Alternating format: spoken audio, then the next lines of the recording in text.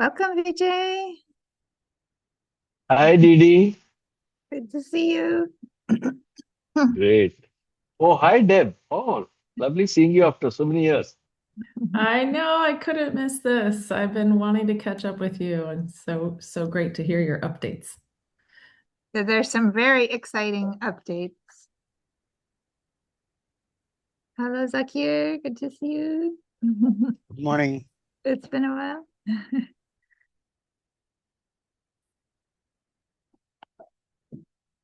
We've got, I don't know how many people will be able to come live, but we have more than 200 people who've signed up, almost 250, and still signing up. So luckily the Zoom can accommodate 300. That will make it bigger if we have to. And while people are joining and we're saying hello, it'd be great if you can see some people are already doing this, to put in the chat where you are in the world, because there are folks from all over, and also what is your connection to this topic, your particular interest in it, and that will help to connect us all, and you might meet some new friends and or colleagues. And we will have quite a bit of time for discussion, as well as some good presentation time as well. So I'm very, very excited about this.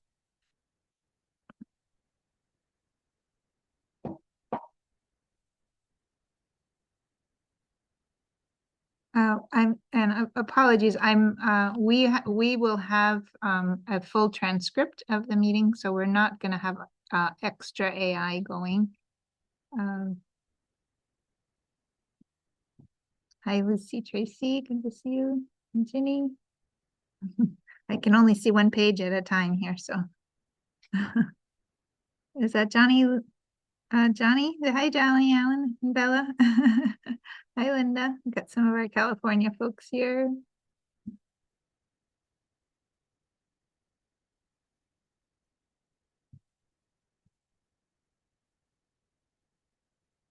Great.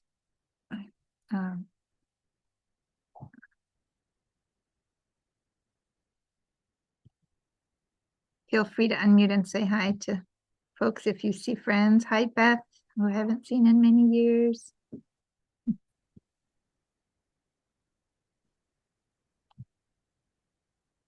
Good morning. Hello, Darminder. Yeah, hi, Didi, how are you? Wonderful to see you. Yeah, good. same here. Yeah. Hi, Angela.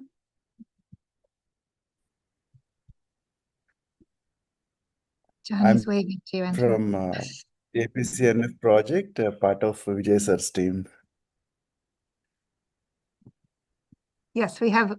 I think we'll have a good team here from APCNF and RYSS, and I don't know if they're all here yet, but if folks want to introduce yourselves, that would be great. Hi, Chris. Yeah. Welcome. Hi, good evening. Myself, Dr. Sandeep, working as thematic lead, science and research from RYSS. Good evening, team. Wonderful to have you here. Yeah. Good evening. Myself, Dr. Zakir, working as senior thematic lead in science and research with Vijay sir for the past 10 years. Wonderful. Good evening. I'm Dr. Varaprasad, working on research with RYSS from 2016. Thank you. Great to see you. So glad you could make it. Dr. Varaprasad is our leader of research. Wonderful. Yeah, and we have some exciting things around research tonight that I just got to hear the other day. Things are really, really changing very quickly, which is what's possible when you have that many people trying things out. So. Others from the team in India, or perhaps the team abroad. Greetings. My name is Himabindu. I'm from RYSS, working in science and research wing. I will be looking after internal experiments. Thank you. Great. Thank you. Great that you're here. Good evening. Myself, Bitra Yashashvi, working with RYSS in science wing. from last 4 years. Thank you. Thank you. Welcome. So Hemabindu has coordinated the research on, zero fertilizers, zero chemical fertilizers, only with cover crops, which I'll be presenting. Yes, that's part of what I'm excited to hear more about tonight.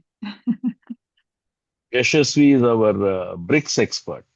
So she's been doing the leaf bricks analysis. The bricks analysis, wonderful. Yes. Okay. It's taught us so many things. Yes.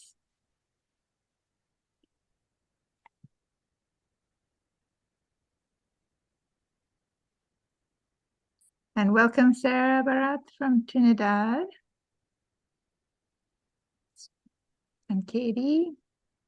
And Christina. I'm seeing some friends here. I can't see everybody all at once, so sorry if I'm not saying hello. My friends are finding friends. So we'll get started in about a minute. I wanted to invite folks to put in the chat where you're from and also what's your connection to this topic. So.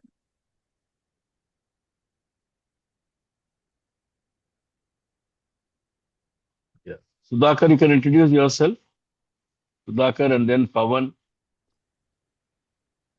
Good morning, Yeah, sir, Sudhakar. and good morning, Didi. Yes, it's very, I'm very happy to join this webinar. It's a very important webinar, I understand. And always EBC sir, Vijay Kumar sir presents different kind of these things. And we are a dynamic and we are internal research and other findings. Every day, new science we're learning in this project. And Didi, I'm just, my name is Sudhakar. Earlier I worked with FAO, but now in RYSS, we introduced this unique program like Pharma Scientist course, which is a 4 years degree course. And to just, pharma scientist students are the farmers. And again, the mentors are from farming community. So both are, they are peer learning and this is a 4 years degree course. I am in charge of this course. So in pharma scientist course, farmers are actually mentors and pharma scientist students are requested to demonstrate A-grade models and ATM models. This is anytime money models. And also recently we have done one new chemical field, half-acre new chemical field, and which is actually our Vijay Kumar sir actually directed us to just test that even first year enough transition is a profitable or on par with the chemical no yield penalties. So that we have done and we have got very tremendous results, around 230 samples. In the paddy field, paddy crop, we got very good results, and that was I shared. So, and then every farmer scientist and mentor actually doing their comparative analysis with the conventional farming and their natural farming fields, and we are demonstrating very good models at the ground so that in every farming situation of the local system. So with these models, we are motivating other people also. Thank you, sir. Thank you very much, sir. Great to have you here. And the I farmer believe scientist that program is very exciting. every farmer is a scientist, Yes, but not every scientist knows farming. Yeah, correct, sir. Yes, not every scientist is a farmer. That's right. Yes. Hi, Aaron and Christian. Oh, it's saying my internet connection is a little unstable. Hopefully, let's see. I'm gonna assign a couple of co-hosts just in case something falls apart here on my end. Let's see. Okay. You have to make me a co-host. Yes, Didi. I will do that. I will do that. Yeah. Okay, there's one. Angela, are you willing to be a co-host just in case? I don't know what that means. Oh, it just means that it's just somebody who's on who can, if the internet drops or something, that the whole meeting doesn't go away. But we've got at least, it's okay. We'll have a couple. Okay. But Sorry. Henry and I are on the same internet connection, so making him a co-host may or may not help. So.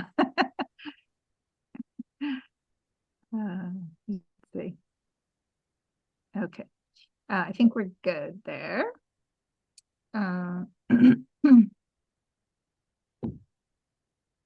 All right. So welcome. This is a very exciting event. Many people seem to think this is a very exciting event as well, which is great. And we're going to start with a little bit of context in terms of why we're hosting this now and what's going on with fertilizer, etc. I will give a little bit of background. Vijay Kumar is going to give a little bit of background. Henry Nichols is going to give a little bit more of a current update. And then we are going to shift to about a 40-minute presentation, but with a 10-minute break for questions in the middle of it, because very often when there's a lot of information, it's helpful to have more than one Q&A session, or also just unpacking a little. I know this is a topic of great interest, and that people here are coming from so many different backgrounds also. So we have many farmers here, we have many scientists here, we have many policy people here, we have a lot of community advocates here. And so we may get some very interesting different kinds of questions.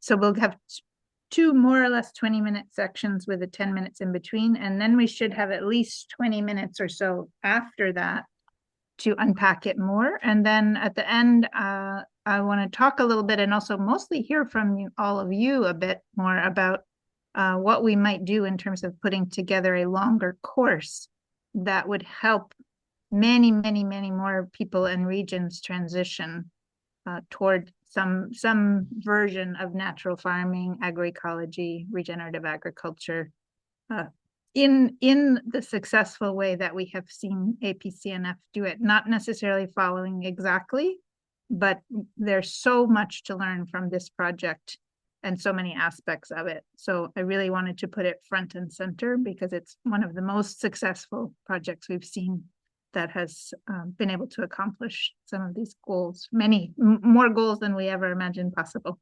So, okay, let's see. I'm going to give just a little background here. And some of this you may know, and some of it maybe not, but before the 20th century, most farmers used organic animal waste to fertilize crops, right? And many farmers still do that. And many of the biostimulants that are being used in India are from animal manure and urine, etc. And one particular form of fertilizer that was very highly used and became a kind of a trade was guano, or manure from bats. And interestingly, because there is this funny connection between fertilizer and war. And the trade in guano was a primary reason for the 1864 Spanish-South American War. And it began with Spain's occupation of the guano-rich or very bat habitat Chincha Islands. And then in 1909, Fritz Haber discovered the chemical reaction needed to produce ammonia, which is one of the building blocks of synthetic nitrogen fertilizer, and won a Nobel Prize in 1920 for that. And in 1914, another German chemist and engineer, Karl Bosch, developed a commercial scale ammonia production process. And Bosch and Frederick Bergius received a Nobel Prize for that development of chemical high pressure production methods. And again, here we come back around to war. The US ammonia industry was initially developed to supply the primary material needed for the production of explosive munitions, bombs, etc., during World War II. And it was after the war, when there was no need for that much production of explosives, that those plants transitioned into nitrogen fertilizer plants, production facilities. So, and there is a pretty huge secondary effects of fertilizer use. I'm not going to get deeply into this right now, but some of the things that are kind of interesting about this is that the modern day synthetic nitrogen fertilizer sector is responsible for more CO2 equivalent than aviation and shipping sectors combined.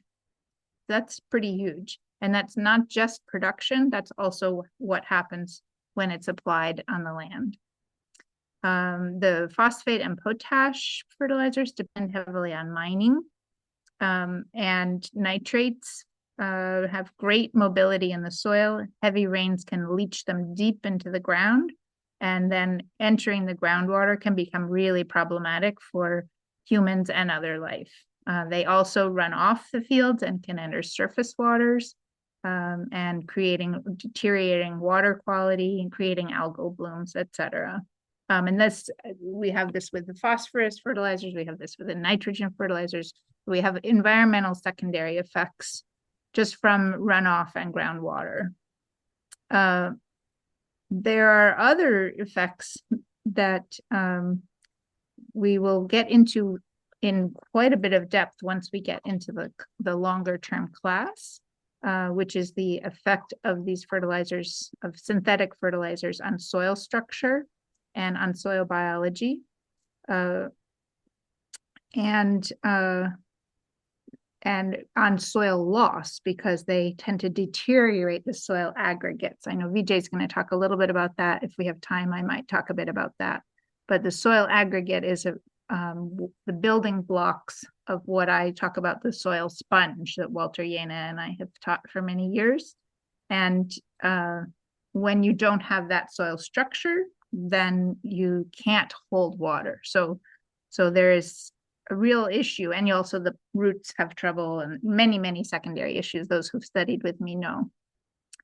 So the other thing to know about is that starting in the 40s and really building up into the 1960s was this huge, massive shift in agriculture that's referred to as the Green Revolution. And it was originally intended to eliminate famine and increase cereal production. And in many ways, it did boost. What we know is, like, using some of these techniques can really boost food production initially, but it had a lot of unintended secondary effects. So, and part of the goal was to modernize agriculture and shift to a very high input industrial agriculture. So this included widespread use of synthetic fertilizers, pesticides, herbicides, a shift toward advanced, so to speak, irrigation systems, and there was a lot of transfer of wealth in different ways. So in some ways, it reduced poverty, and it definitely did help to feed people for a while. But it also really accelerated inequalities between the wealthy farmers who could afford those inputs and poor farmers who could not. And it was supported by the United States to prevent the spread of communism, linking food security to political stability. And so the shifting to monocultures resulted in a lot of loss of traditional crop varieties and seeds. The high demand for water caused groundwater levels to go way down. And also irrigation led to the soil salinization, where minerals collect on the surface and make soils primarily infertile. Lots of chemical residue from the pesticides, and a lot of dangers for farm workers. And yeah, a whole bunch of effects that were not part of the plan. So I invite people to consider putting in the chat any ways that you and your area has been affected by any of these things that we're talking about.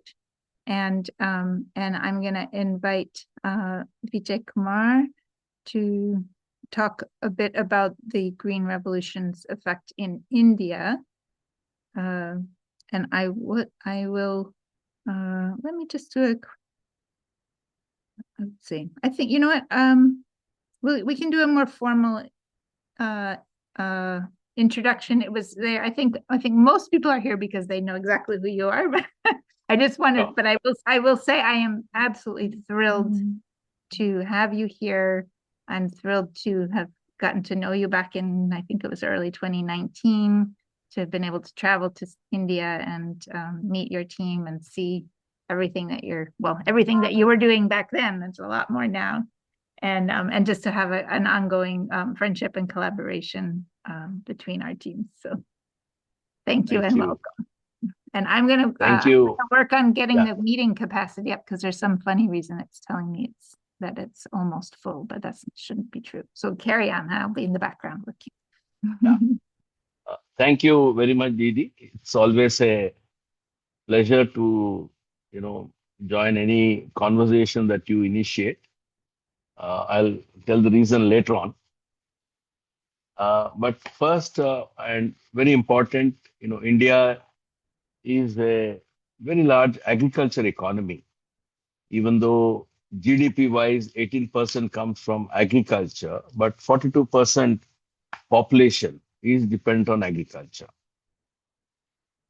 In Andhra Pradesh, which is a state in southern India, the agriculture dependence is even more. Almost 60% of the population is dependent on agriculture. So agriculture, prosperity in agriculture, viability of agriculture is so crucial to our state.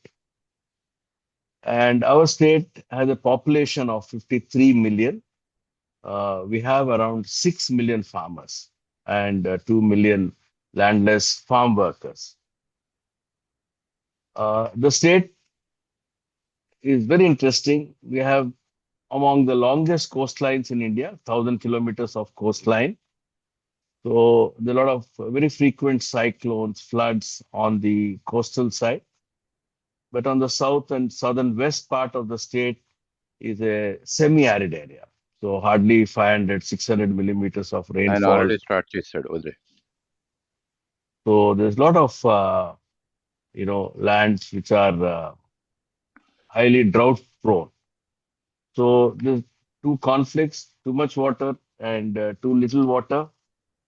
And we also have 3 million hectares of land which has gone out of production. So this 6 million, another 3 million which is not being cultivated. Our average land holding is 1 hectare. So 80% farmers have lands less than 1 hectare. Very difficult for you in USA to believe this, but that is typical land holding in Asia and also in Africa. So 80% of our farmers have less than 1 hectare and they operate around 50% of the area. Remaining 20% having more than 1 hectare operate 50% area. About 5% have more than 2 hectares and they account for 20% of the area. So in the state, out of 13,000 villages, we have a footprint in 8,000 villages. So this year, hopefully, depending on the funds sanctioned by Government of India, we should have a footprint in every village in the state. But in the 4,000 villages where we've been working for more than 5 years, 80% of the farmers are enrolled into natural farming. They're at various stages of the journey. The most important crop in Andhra Pradesh is rice. And then we have cotton, corn, chickpea, lentils, groundnut, and chili peppers. The food in Andhra Pradesh is very spicy. A lot of chilies go into that. Then we have very important area is the horticulture crops. So we have very large variety of fruits and vegetables. So mangoes, banana, coconut, cocoa. It's a new crop. It's, but with a lot of intercrops, etc. Also a lot of flowers, jasmine, chrysanthemum, etc. Now, Didi was talking about the traditional agriculture. So our forefathers, most of the agriculture was done using manures from animal dung. In fact, my own grandfather, the house we were living in the village, compared to the size of the house, the cattle shed was 3 times that size. We had about 40, 50 animals just for the dung part. So the way of fertilizing the soil was through farmyard manure and crop residues composted. And we had the green revolution in the early 60s. So there's huge dependence on imported wheat from USA because of the droughts during 60s. So in Andhra Pradesh, green revolution started with the rice crop. And as Didi mentioned, we have the same experience. Over a period of time, farmers had to use higher amounts of chemical fertilizers. Where they started with 1 bag of urea. Now they're not getting the same yields even if they use 5, 6 bags. Same goes for phosphate and phosphorus. The use of pesticides is very high because of some of the commercial crops like cotton, chilies. These two consume a lot of pesticides. All the horticulture crops are consuming a lot of pesticides. Use of weedicides has gone up because farmers are thinking that instead of manually weeding, you just spray the weedicide. So that's very, very dangerous actually. We also have very interesting structural problem. Tenancy is very high. Landowners have migrated to urban areas, and so most of the cultivation in 8 or 10 districts and also large number of districts is done through tenants.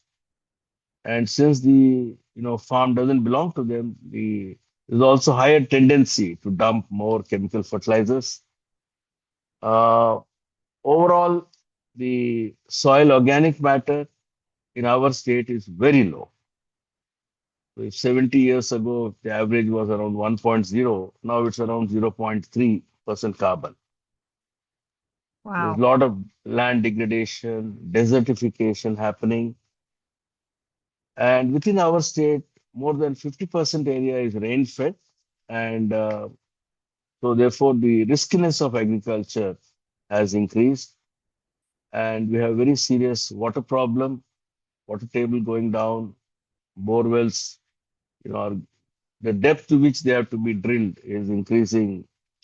So the frequency of extreme weather events is increasing. All of you are aware of that. So we have more flood events, cyclones, and droughts. So yields are coming down, costs are increasing, risks are increasing, and so the viability of farming sector is decreasing. And initially, when we started this work, it was essentially to make agriculture viable for small farmers. And we started way back in 2004, more than 20 years ago, because I was leading the women's empowerment program at that time. So for about 10 years, I led a program where rural women were organized into self-help groups and federations. Because the belief was by bringing women together, they can overcome poverty, improve their quality of life, improve their agency. So it's a very successful program. In about 10 years, through our program, more than 10 million women in the rural areas were organized into self-help groups, federated into village level federations, and beyond that. And women told me, it's about 20 years ago, saying that agriculture is becoming unprofitable. So we are using lots and lots of pesticides. And we also had farmer suicides. Because when the crop fails twice, thrice, they are deep in debt. And so the only way out is for that person is to, consume these pesticides and die. So that's when we, went to an NGO, which told us that there's no need to use any synthetic pesticides. Good agronomical practices and botanical pesticides will solve the problem and also reduce their costs. So this is how the journey started, and that program used to be called as non-chemical pest management.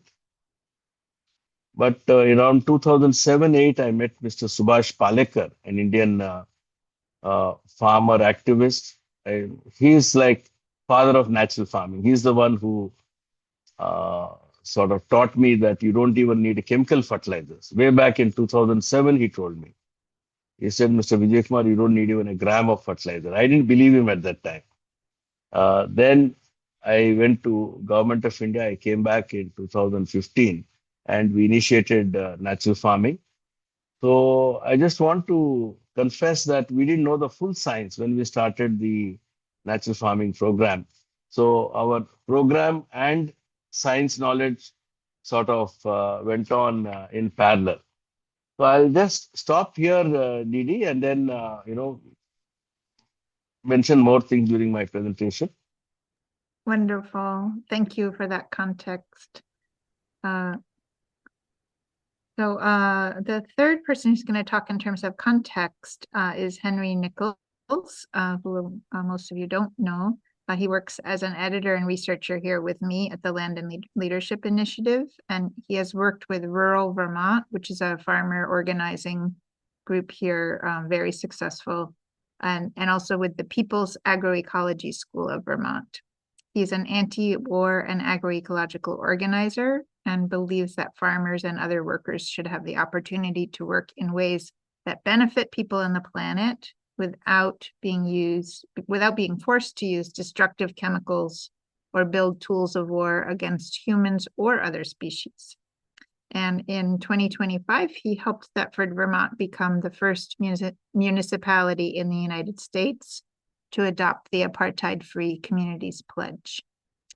So I'm going to turn off my volume because we're in the same room, and welcome, Henry. All right. Can you all hear me all right? All right. So there's been many crises ongoing that come from conventional agriculture, and we're now seeing a new factor added in on top of all of that, which is that the war against Iran has changed the world fertilizer supply in two ways. The first is that large fertilizer production plants have been significantly damaged on both sides of the Persian Gulf, and those will probably not come back online for quite a while, and we may see much more damage over the next few months. The second is that traffic through the Strait of Hormuz has, as a result of the war in Iran, been vastly reduced. I believe something around 10% of the traffic that was going through there is still passing through. This may be something that ends up being resolved, but there is a high chance as well that will continue, and that means that 30% of the world's fertilizer supply is deeply uncertain going forward. And so this doesn't just mean a huge increase in prices, it means shortages. And again, this is on top of all the other crises of conventional agriculture. And ultimately, farmers already, we've seen around the world, and APCNF is an incredible example of farmers organizing against these challenges to overcome these challenges. And APCNF is an amazing example of not just the technical knowledge that's necessary to transition away from conventional agriculture, but the organizing. And in this moment, that's even more key than it has been, because a greater crisis, a greater fertilizer crisis, means that we'll need an even more rapid transition to natural farming. And a more rapid transition means that we need to be even more organized, because farmers will need more support. You know, if the transition is more rapid, it means that people are generally going to be even more unprepared for that kind of rapid transition. And so farmers need they need their neighbors, they need the people in their community, they need leaders who can tell them that even though they've been told that they will fail if they transition away from conventional agriculture, that their community's with them and can teach them, and can support them in difficult times. And in this moment, it's actually an opportunity in some ways, because we see that more and more of these crises are converging. And in this moment, we see the fertilizer crisis intensified by the militarism crisis.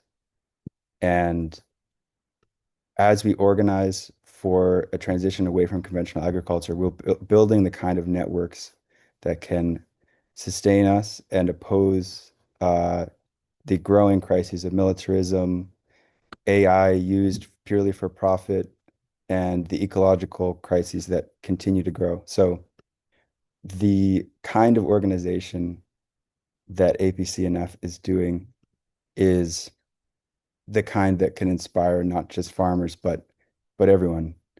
And we need that because the causes for our crises are connected, and this is an opportunity to connect the movements as we see those causes and those crises converge.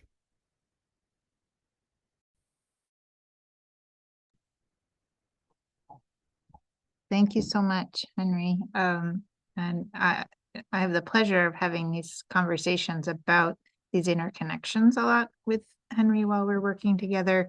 And he has a deep political view that is really more and more, I'm convinced, as I even was writing in my book many, many years ago about how war on people and war on bugs and weeds and all these so-called pests that are really just part of our ecosystem and maybe not in perfect balance when we plant a monoculture, that it's that mindset of killing off the thing that doesn't fit or substituting a chemical for a natural process that has really gotten us deeply in trouble. And I think it's fascinating and sad, but also quite true how the multitude of ways that the history of these chemicals and the history of their use against humans in various ways converge, and we're kind of at a tipping point right now of seeing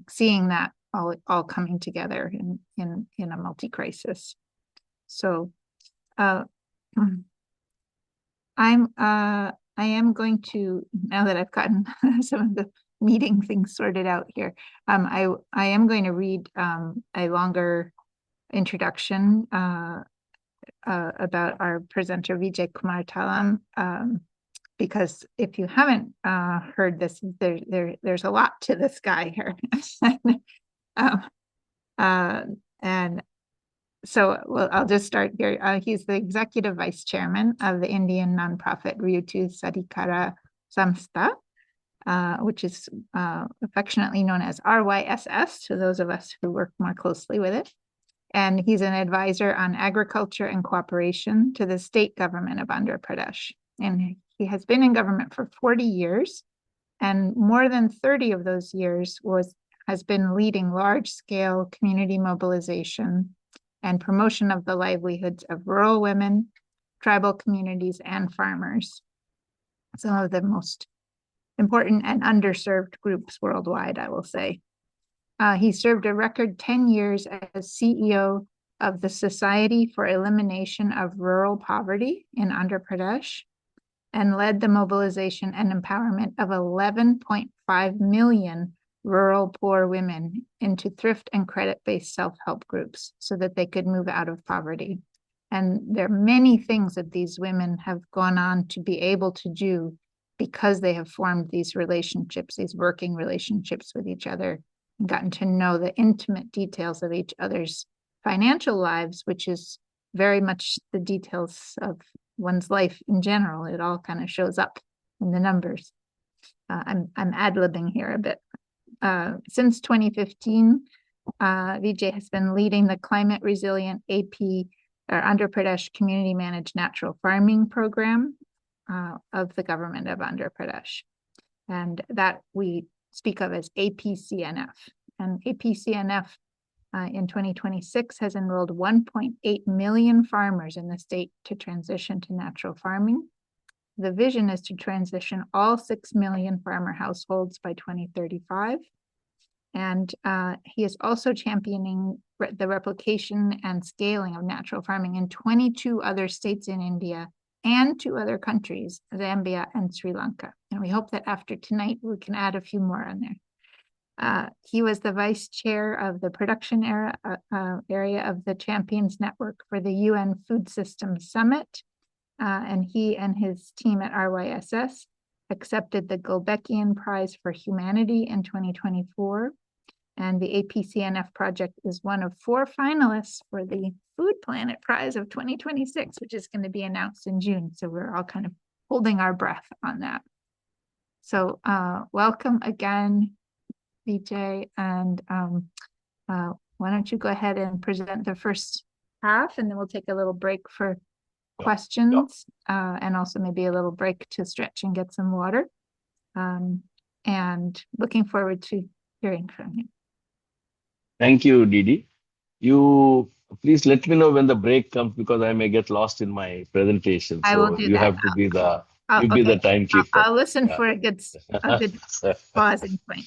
And I might here and there just break in to sort of convert things to kind of a more, if there's talking about Celsius or whatever, I might just throw in a little here and there if that's not going to throw you off. Okay. Okay, sure. Yeah, thank you, Didi. Thank you very much. I'll just share my presentation.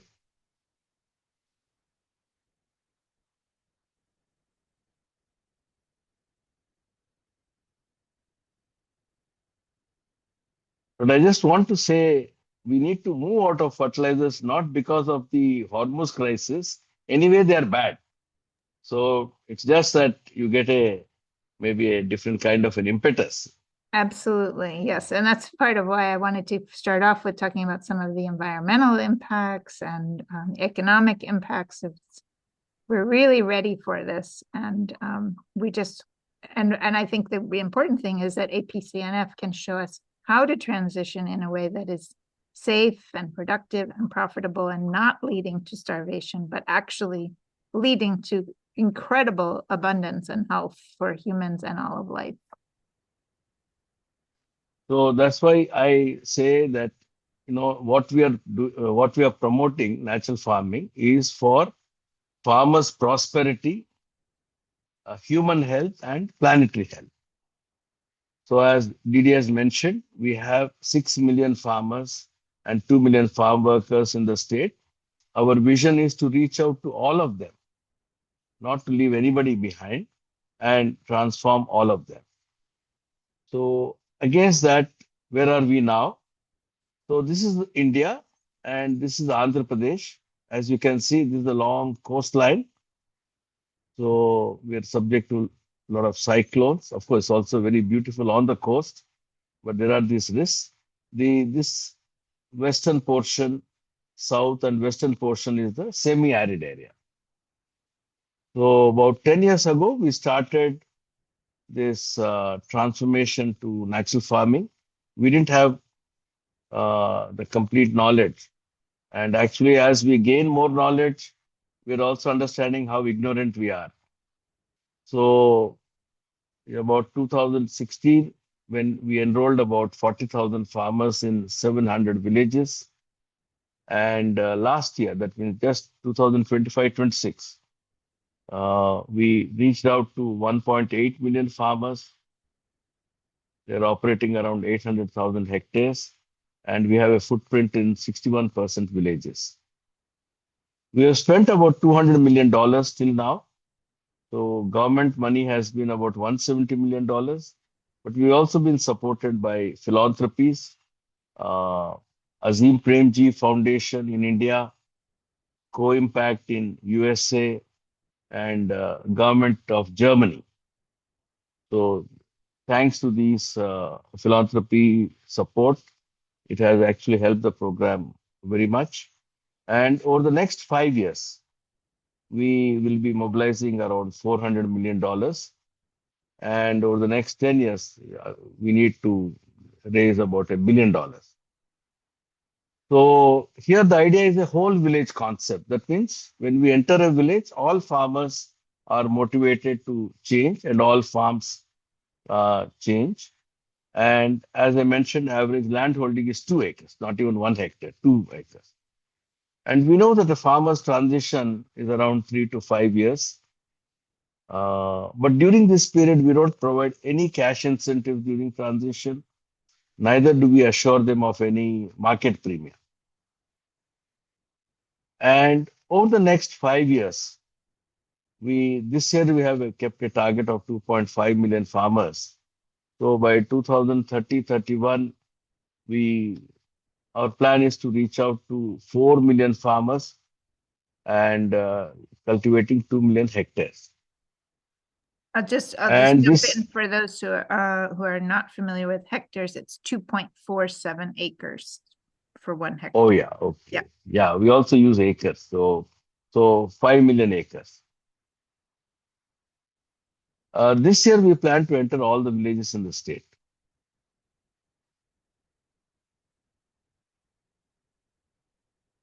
I just want to clarify, I think all of you know this, but still, it's not the same as traditional agriculture practiced by our forefathers.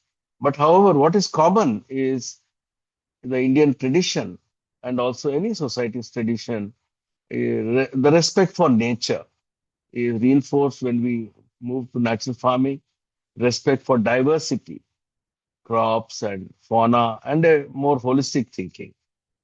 So APCNF is based on a new science, based on a better understanding of the soil microbiome, plant microbiome, and their roles in plant physiology, nutrient cycling, water cycling, pest management, etc.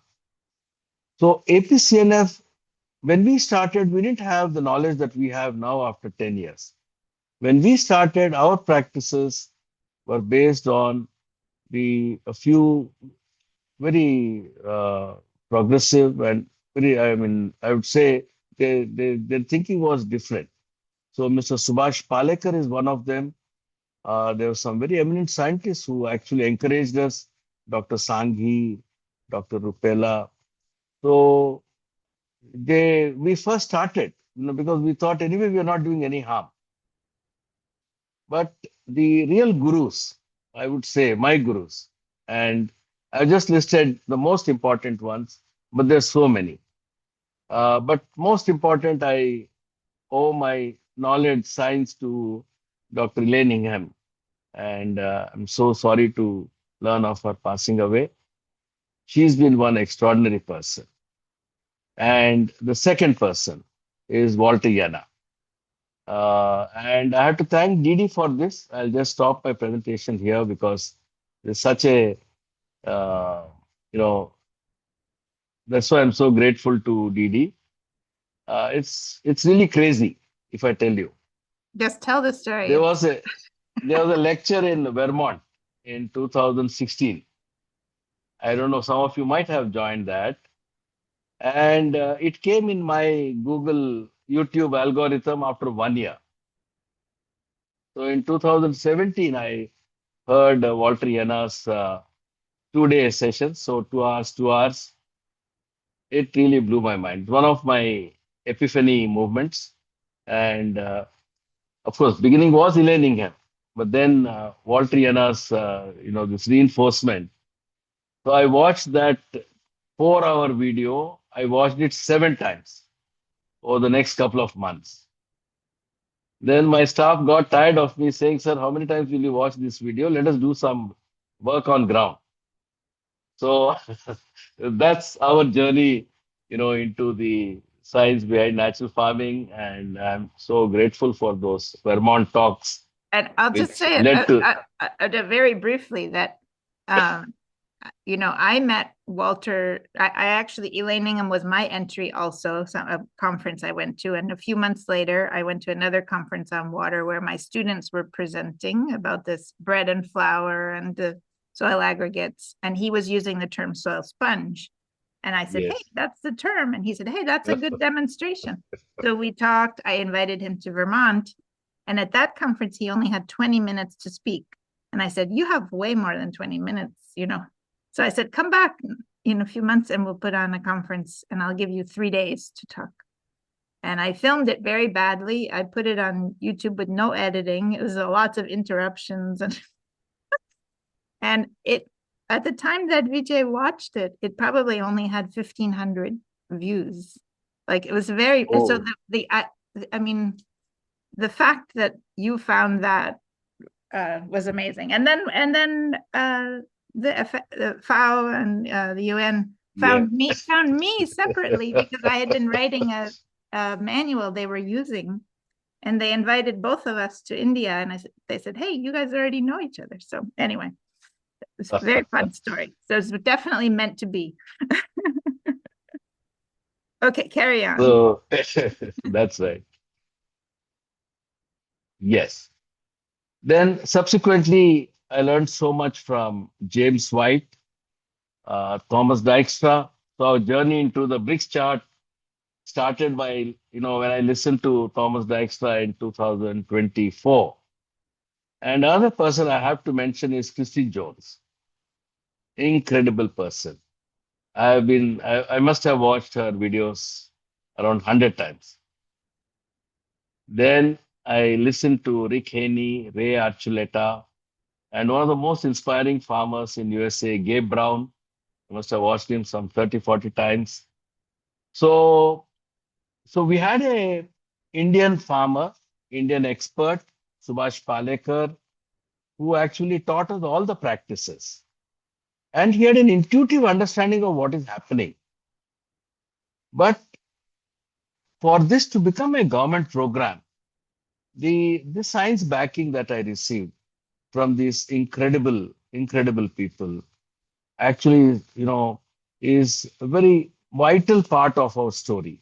Reason why we're able to move or go to so many people is also we are going with not only practices, but also with the science.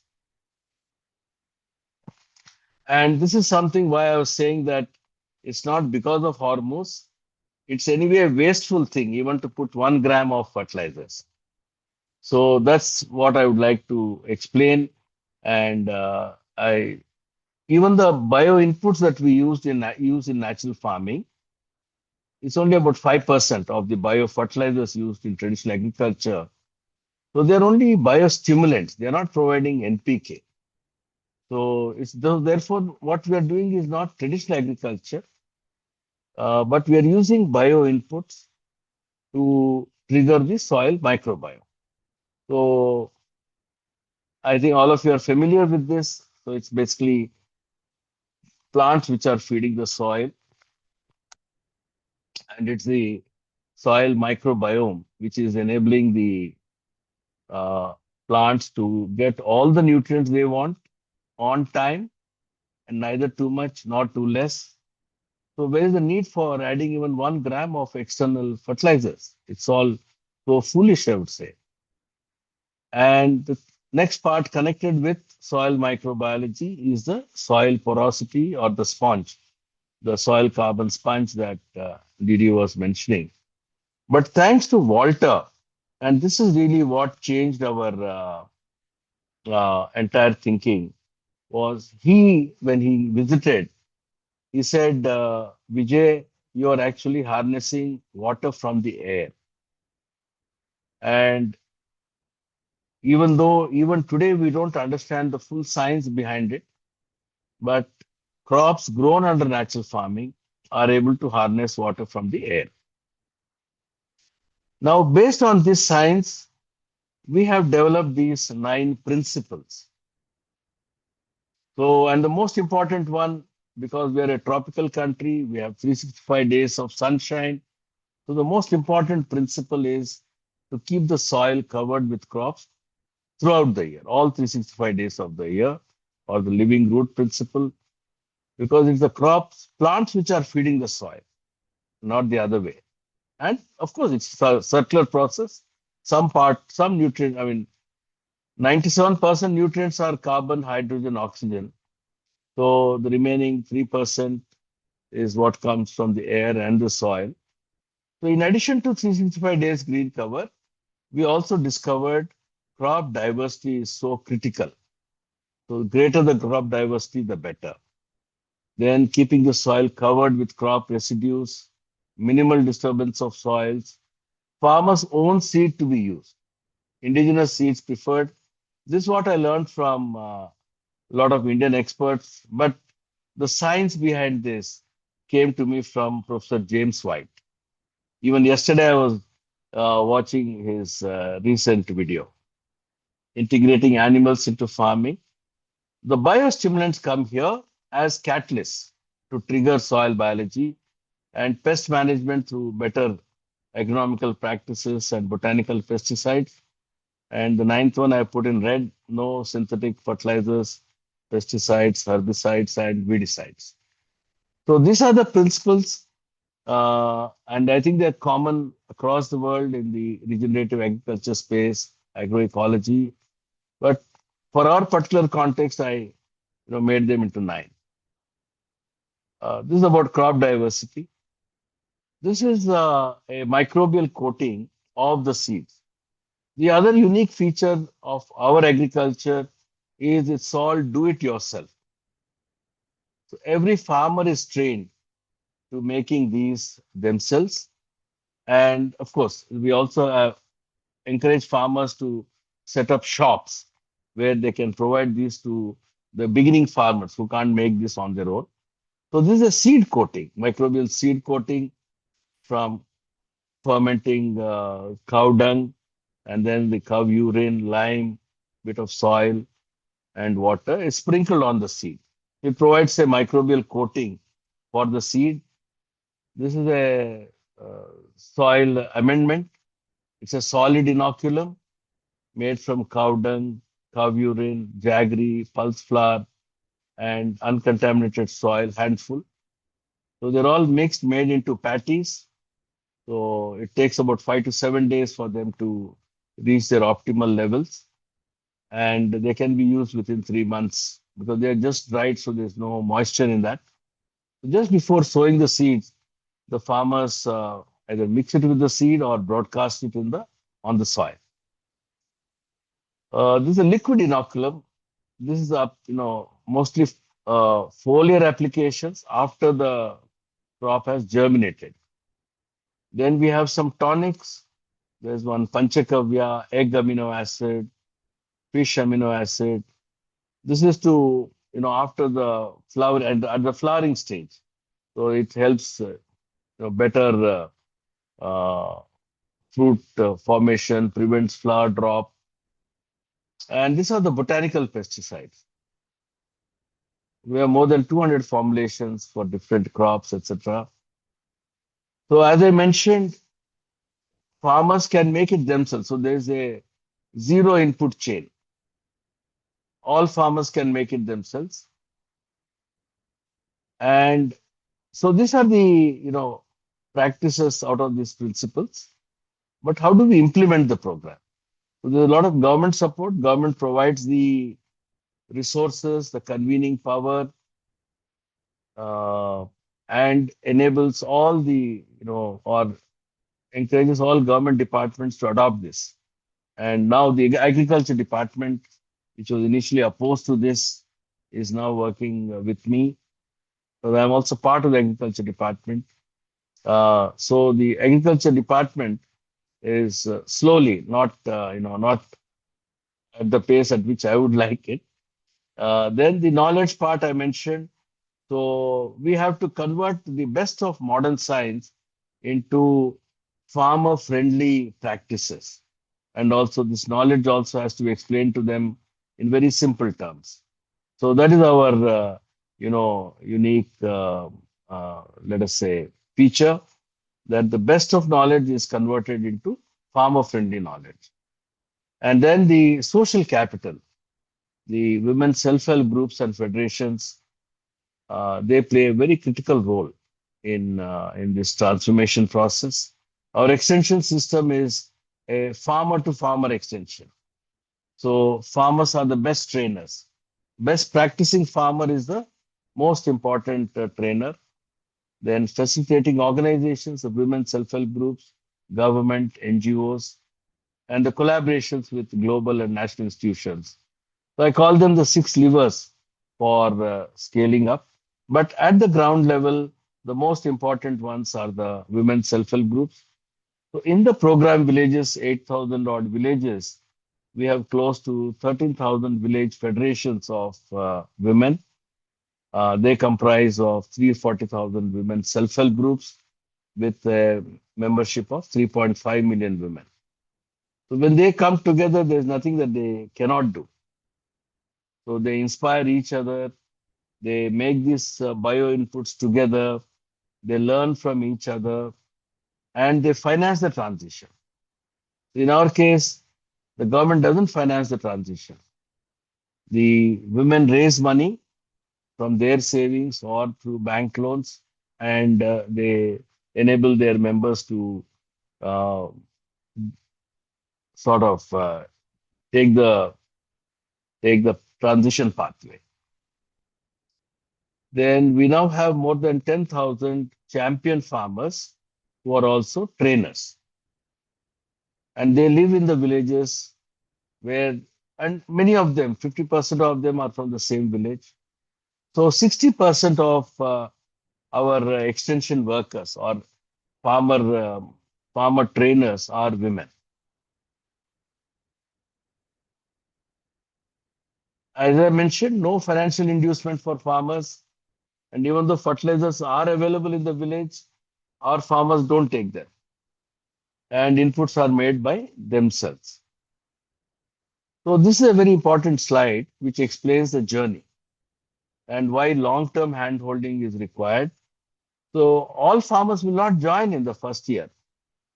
10 to 15% enroll. Maybe only 5% actually join. Then second year, another 35 to 50%. 3 to 5 years, more than 80% farmers join.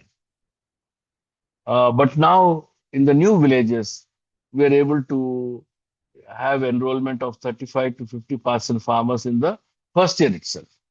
So that's an improvement over the last 10 years. But then each farmer we recognize has a journey. So initially they may do only 25% of the area. If they are successful, they will increase it to 50%, one whole, or go to the whole area. And then their knowledge becomes better through practice, because this is knowledge intensive agriculture, not input intensive agriculture. So the knowledge becomes better. So we have other innovations where, which enable the farmers to go and, get more returns out of the small holdings they have. And in terms of impacts, so there's a common myth that there's a yield penalty in transition. So we divide all the villages and, we pick up some villages for systematic experiments as to what is happening to transition farmers, what happens to farmers in the second year, third year, fourth year, etc. So these are the results of the experiment that we did in 2025. And we're able to ensure, we are seeing that there is no loss to the farmers in the transition in the first year itself. And the income ranges from 3% to 43%. So we are demonstrating that transition is an opportunity and not a pain. So these 4 crops account for more than 60% of the area in the state. And paddy is the most important crop in Andhra Pradesh, accounts for 46% of the area. And you can see there's hardly any, this is not significant. So the yields are similar, but the costs come down very significantly. So paddy farmers have reported from our the crop cutting experiments about 15% increase in net income in the first year. But then it gets better year after year. So the yields keep increasing year after year. Both the soil characteristics changes and farmers' expertise increases. So there is a yield increase, there's a cost decline, and so the net income increase at much faster rate. This is for paddy, this is for cotton. Then we have a health and nutrition intervention. Right now in about 400 villages, about 10% villages. So in these, we work with the women self-help groups to promote nutrition gardens, homestead gardens, backyard poultry, and small ruminants, goat, sheep. We also have a concept of food basket. Every family in the village, we motivate them not to consume any chemical food. So each family prepares a list of items that they need for the whole month. How many of these items they are producing themselves in the homestead garden or in their farms or available within the village? And which are the items that they are buying from outside? It could be 8 or 10 or 12 items. Currently, they are buying it from chemical farmers. So we connect them to farmers who are producing this through our farmers, through natural farming methods. So each family, their monthly requirement of all food grains is completely organic. And we see tremendous health improvement because they are not consuming any chemical food. So this is a very special intervention for me. And we focus on pregnant women, nursing mothers, mothers of small children. So and adolescent girls. And we see tremendous improvements in health and nutritional outcomes. It's an independent study done by the All India Institute of Medical Sciences. Maybe we'll pause there. I think that's a good place. And I'm guessing that some questions have come up. We'll take a few questions and then we'll take a little stretch break and then we'll come back and hear some more and talk some more. So I saw a couple of questions in the chat. One that made me smile was, how do you collect cow urine? Oh, that's a good question. In fact, this is a question which I was asked 20 years ago. And typically the men asked me this question. Women didn't ask me this question. So they said when we go to collect the urine, the cow kicks us. So we told them, no, don't take that risk. So we just enable them because all the cows, there is a cattle shed. There's a shed in each house. So we ask them to construct a channel and, so that urine collects at the bottom. So they put a bucket there. So they don't take any risk. In the morning, they collect the urine bucket. So no problem there. Thank you. And then Sonia, you have your hand up. Welcome. Oh. Hi, I'm Sonia Jabbar. Thank you, Dr. Vijay Kumar. This was really fascinating. I have some questions, and the first is, how do you convince an entire village to join without cash incentives? I mean, I understand when you're doing work around your maybe your pilot projects and things, but when you go into new areas, how do you do that? Second is, do you do any soil testing at all? Third question is, you talked about water cycling and nutrient cycling. Do you look at mineral cycling as well? Because I see that you are using biostimulants rather than doing any other kind of mineral inputs. Yeah. The last question is, how do you do multi-crops in paddy fields? In Bengal, we have 2 paddy harvests. And what do you do between the harvests? Great. Thank you. You're based in? In Darjeeling district, West Bengal.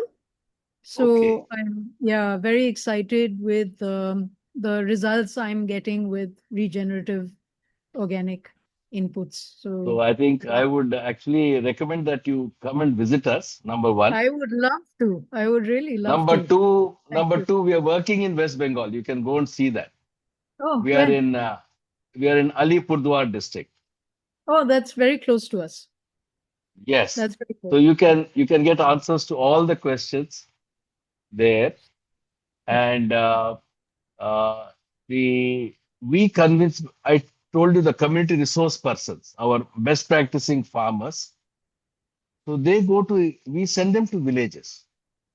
When I started the program in 700 villages, I had 1 or 2 such best practicing farmers.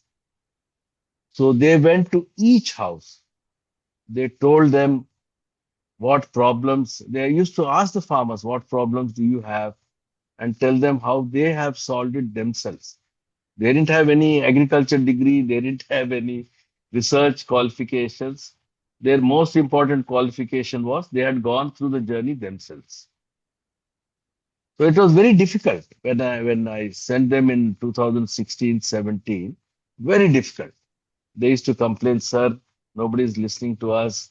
You are paying us so much and we feel guilty. I said, doesn't matter. I'll pay you for 1 year, even if you don't get one farmer, doesn't matter. But then they were able to convince one farmer after another. So that's why I said, first year, we're able to, we get about 10% farmers enrolled, maybe only 5% practice. But now, after 10 years, any new village we go, we are able to get 40 to 50% farmers to join us. So the difficult part is over. The difficult part was 10 years ago. But what happens is we don't offer any compensation because then people will take the compensation and not practice. So there's a waste of money and then results also don't come. So I'm the only state in India not offering any compensation to farmers who want to transit. So I think other questions are not very difficult. All minerals are, made bioavailable through basically the plants. Plants are feeding the soil, as I mentioned. So it's not specific to one chemical or other chemical. It's all chemicals. So we don't put any inputs whatsoever. Yeah. And so But the please visit multi-cropping, us and then I would love to. please visit us. Oh, in paddy, we have so many innovations. Before, the time between the 2 crops, I'm going to explain that. What we do with paddy. Pre-monsoon dry sowing, I'll explain that. Thank you. Shamin has a few questions also. One of them I think I answered in the chat, but Shamin, do you want to unmute if you are there? Otherwise, I can read them.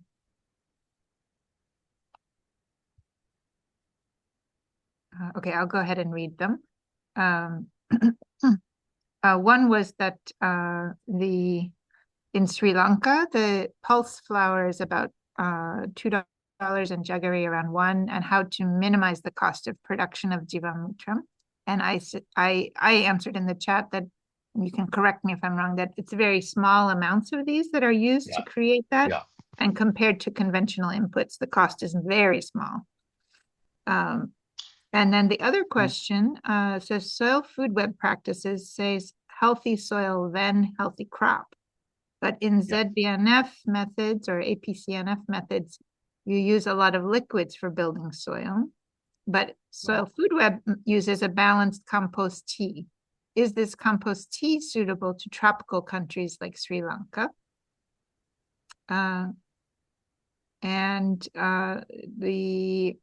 Another question also from Shamin. that the APCNF method uses a lot of liquid, but why do we have a lot of pesticide issues? It means not healthy plants. We might need a little more explanation of that question. But why don't you start with the other one around the? No, I think subsequent slides will answer her questions. Okay. But my response to her also is to see things in Sri Lanka itself. We are working in Anuradhapura and Kalutara, and the Sri Lankan farmers are loving this. We have such amazing response, and so a lot of these questions can be resolved. Great. I think remaining slides will answer her question. Okay, and I suggest to Sonia and Shamin that if you put your email in the chat, then some folks from the RYSS team can connect you, like Sonia, Yes. to come visit or to connect you with the farmer in your area that you can ask these questions directly and actually see it in action. Yeah, Dharmender, please collect these emails and then put them through to Krishna Rao. Actually, in Meghalaya, we are present in every district, Sonia ji. In Meghalaya, the most amazing results we are getting from Meghalaya. We've been there for more than 3 years now. So the Meghalaya government is saying we want to go the Andhra Pradesh way. So You why don't please, you work in UP? we started work in UP. It's so 22 bad. states. 22 states we are working. We're also working in Punjab. Faridkot So has arsenic coming up from the soil. yeah. In We're working in Punjab. Ludhiana.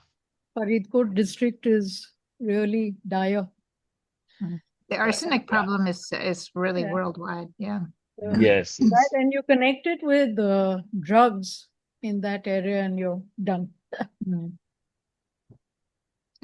Let's see. One more question from Bella and Johnny in California. Of course, the California question is about water. Walter and I have another project called "Can We Rehydrate California?" So that's how I met Johnny. They say, my question is about water. Do you have to intervene to create rain capture? I'll explain in my presentation. Okay. Yes, next part is about that only, about water only. Great. Okay. And so I think let's pause here and take like a 2-minute break. Just go get some water. Everybody here has human needs. So don't get too thirsty or hungry. And we'll come right back and then we'll jump into the next part of your presentation. Sure. Thank you, everyone.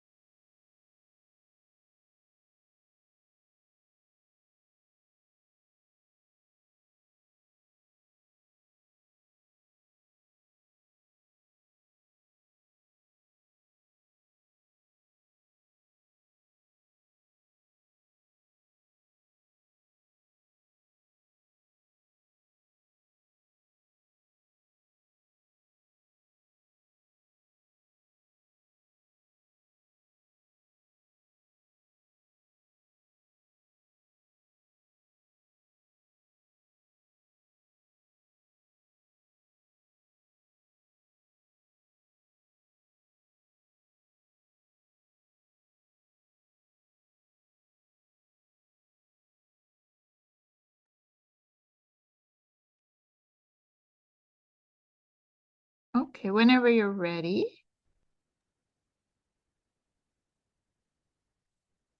Yeah, Didi? Yes, whenever you're ready, you can go ahead. Yeah, I'm ready. Great. Okay. So the next part.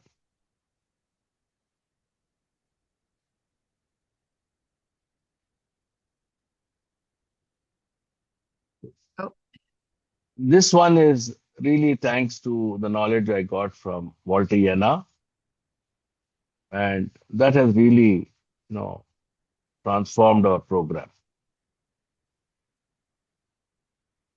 So this is what we do to ensure 365 days green cover before the rainy season. So right now, a lot of our work is around pre-monsoon sowing.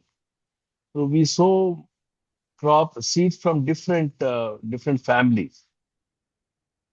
So as of now, we started with 10 to 12 kinds of seeds.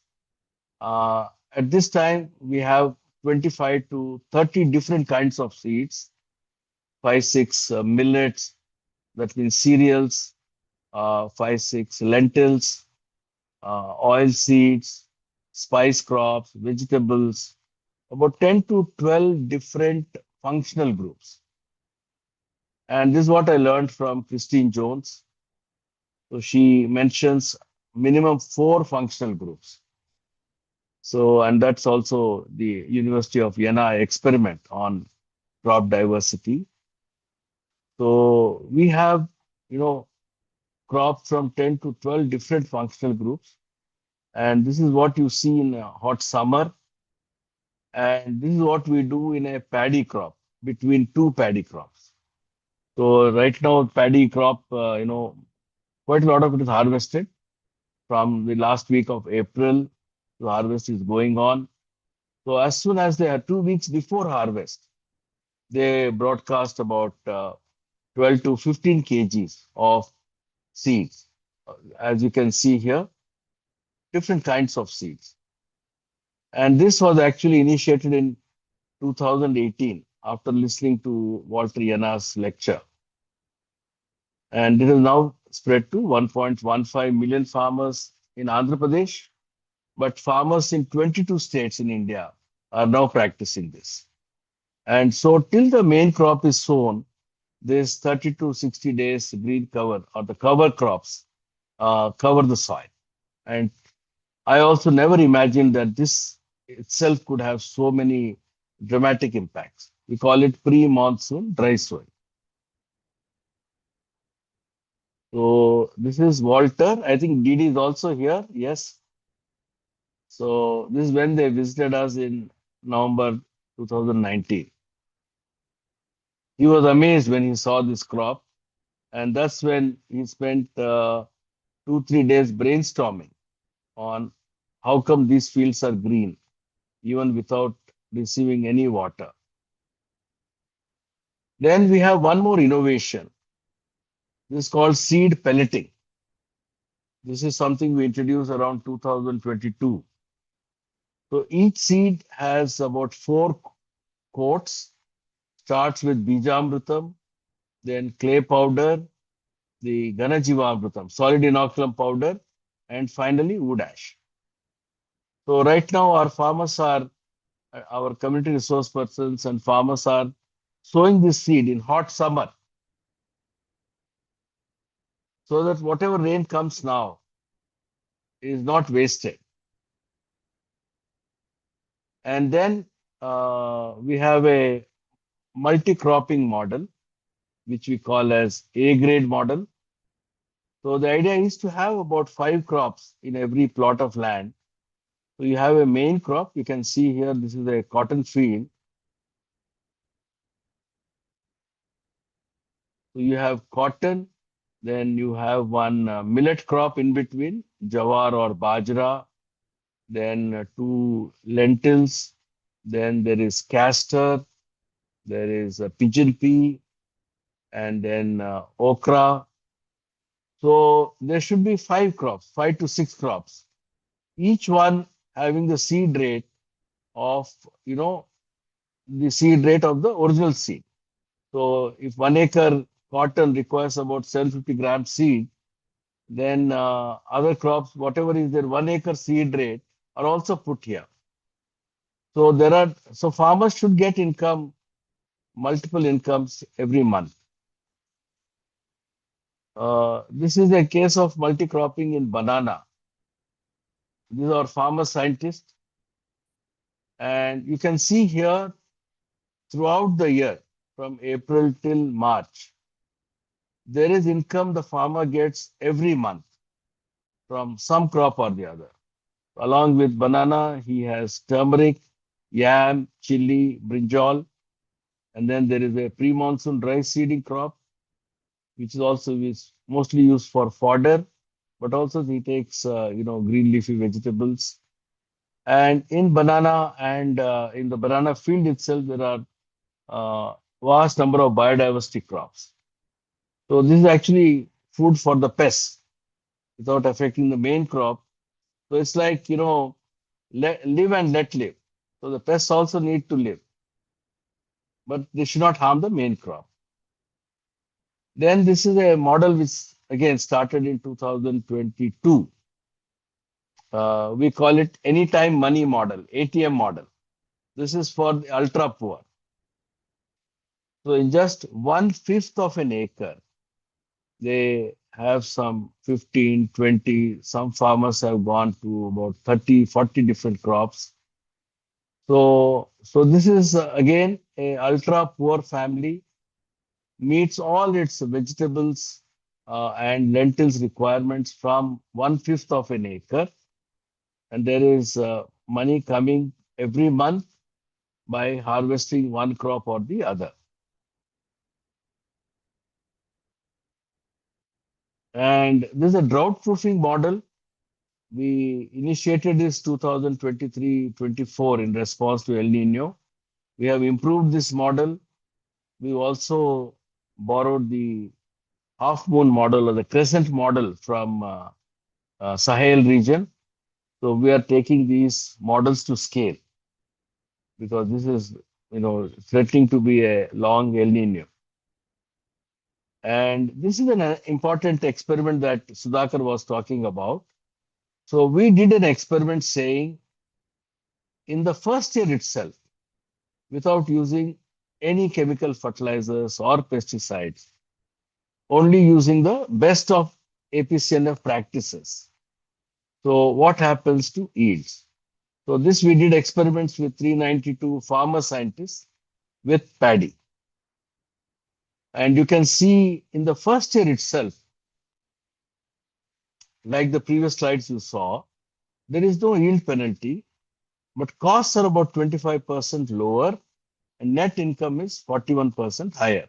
And just to clarify, the orange is the conventional farming and the green is natural farming. Yeah, that's right. Yes.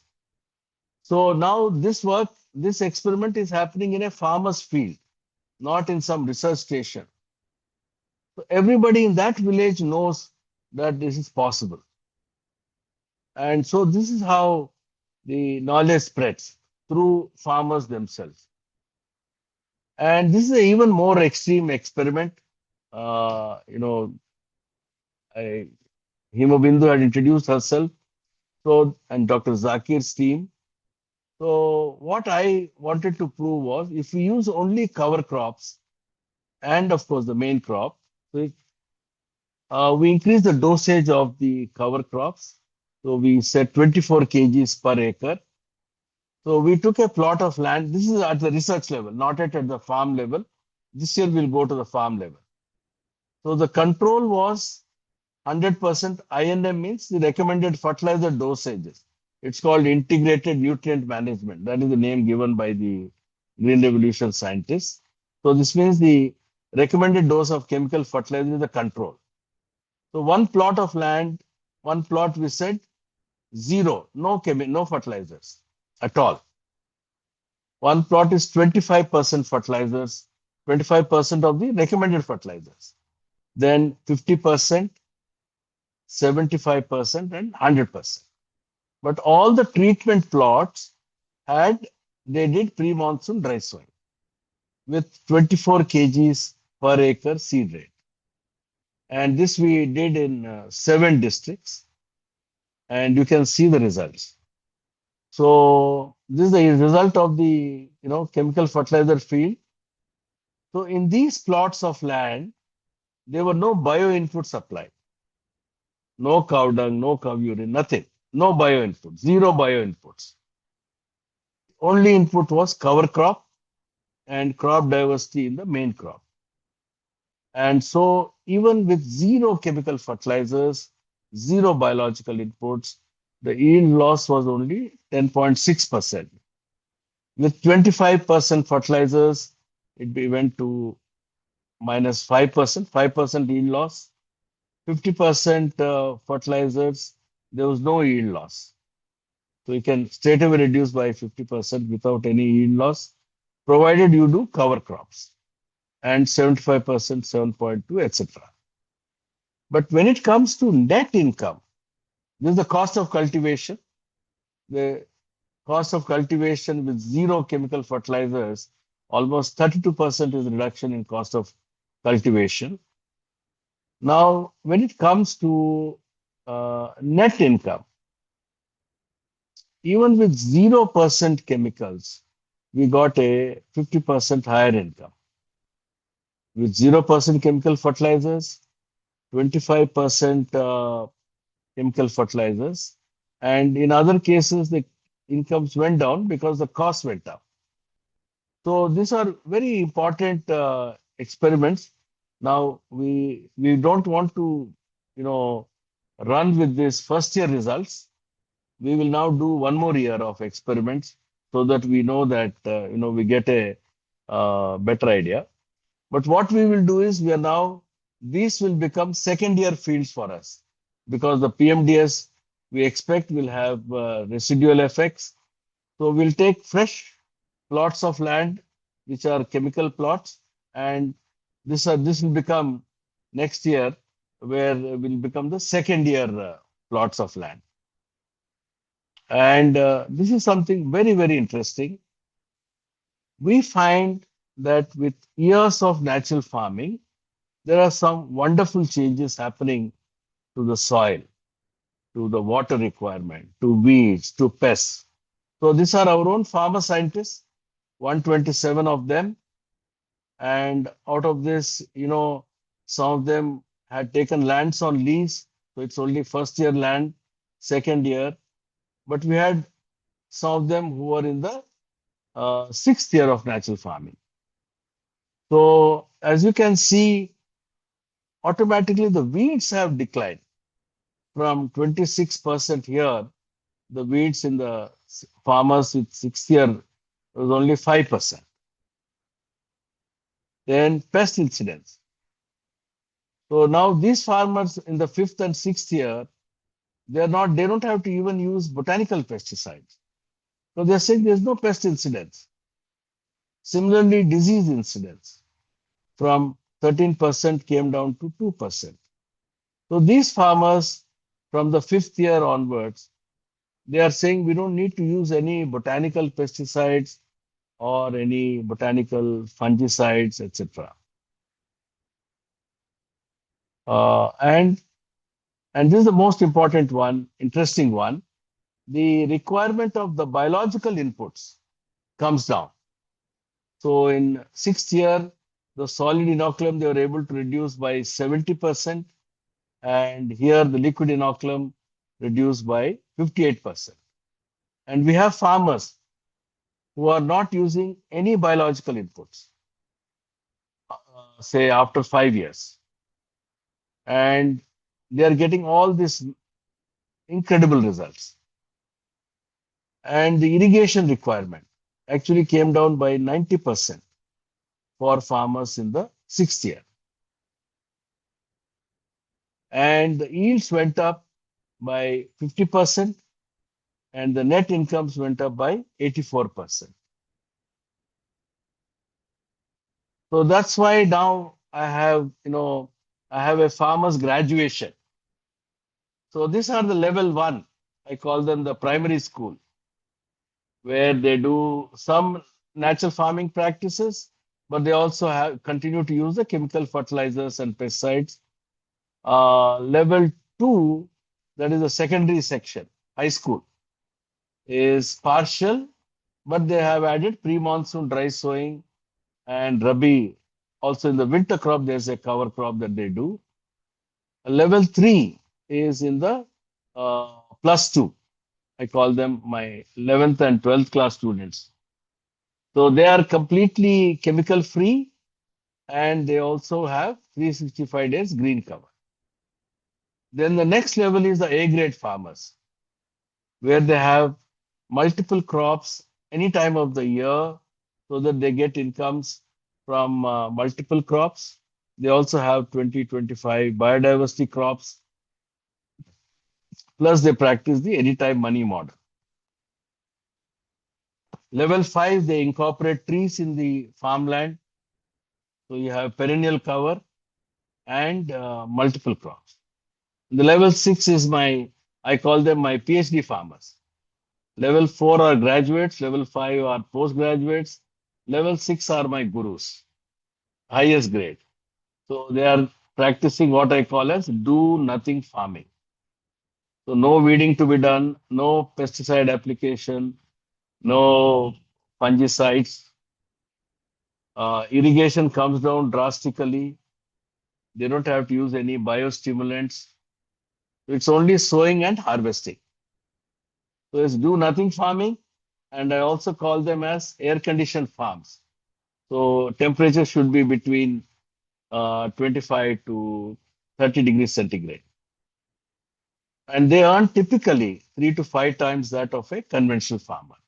So this is the kind of graduation which we put in front of farmers to encourage them to move up from one level to another level. These are some environmental impacts. This is from University of Reading. Higher soil organic carbon, better soil structure. That means the bulk density has come down, lower soil temperature, higher soil moisture, better water infiltration, better soil biology. And this is the resilience of natural farming crop. These are adjusted crops. In a flood event, nothing happens to the natural farming plot, but the adjoining chemical plot is, completely lodged. So there's a very heavy yield loss. This is a banana field. This is recent, October 2025. There was a Monta cyclone. This is a chemical farmer, 100% damage. And adjoining natural farming farmer with 0 damage. This is a video. I don't have time now, but I've sent the slide deck to Didi. So those who are interested, please I'll watch find this. that and put it in. Yeah, please watch this video. My 1 hour of presentation cannot match this 5 minutes video. Then we went into the science. What is happening in a natural farming field? Why is it more resilient? So this is a comparison of chemical farming rice field, natural farming less than 3 years, natural farming more than 3 years. You can see the rhizosheath is much better, and here darker colored, so more carbon has gone in. The root depth is higher. But then this is something which surprised us. And again, I have to thank Walter's colleague, Dr. Phil Lee, who asked me to examine the shoot. So in the microscopic examination of a chemical field, the cell structure is not there. Whereas in the natural farming fields, the cell structure is intact.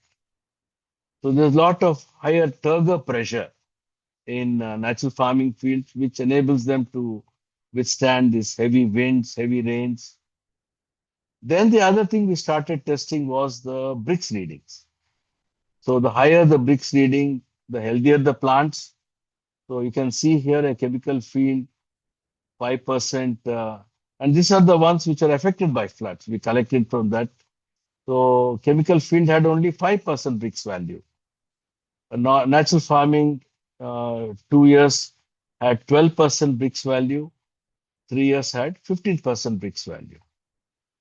So we've now bought more than 100 refractometers to do bricks readings across the state, across different crops. And here we are actually inspired by Thomas Dijkstra and his incredible findings. And this is very new. I came to know of this only in 2024, even though Walter had told me quite some time ago. So as you can see, natural farming, all different crops. This is paddy, maize, this is corn, then cotton, chili, banana, mango. Typically, the bricks readings of natural farming fields are 50% higher, in some cases 2 times higher. So now I got a solution to how these plants are harnessing water from the air. So higher bricks reading makes the leaves more hygroscopic. So they're harnessing this water from the air. And Walter explained in his first video of 2016 how water in the air, especially in the tropics, you have 50,000 parts per million of water in the air. And through natural farming, through regenerative agriculture, you're raising healthy plants. So healthy plants means higher bricks readings. Higher bricks reading also leads to hygroscopicity. So this answered my first question of how do you harness water from the air? Still, we don't have a complete answer, but we know that there's a correlation. Higher bricks reading also correlates with increased pest and disease resistance. So that's why farmers in the 4th, 5th year, they don't even require botanical pesticides. And this is a farmer in a cotton field. As you can see, chemical cotton bricks value is 11%, but natural farming cotton, the bricks value is 22%. So her yield is 12 quintals. Chemical farmer's yield is only 6.5 quintals. And we also gone for retuning of cotton. So she's got 1 more quintal. We find the GHG emissions are much lower in rice in natural farming. And you can see here the biodiversity, earthworm population, beneficial insects, birds. And this is one of the most important findings. The natural farming cools the soil. You can see here, this was taken only 2 weeks ago, 23rd April 2026. These are adjoining fields, 61 degrees centigrade. And natural farming is 36.2 degrees centigrade. Now, of course, you may say there are trees here.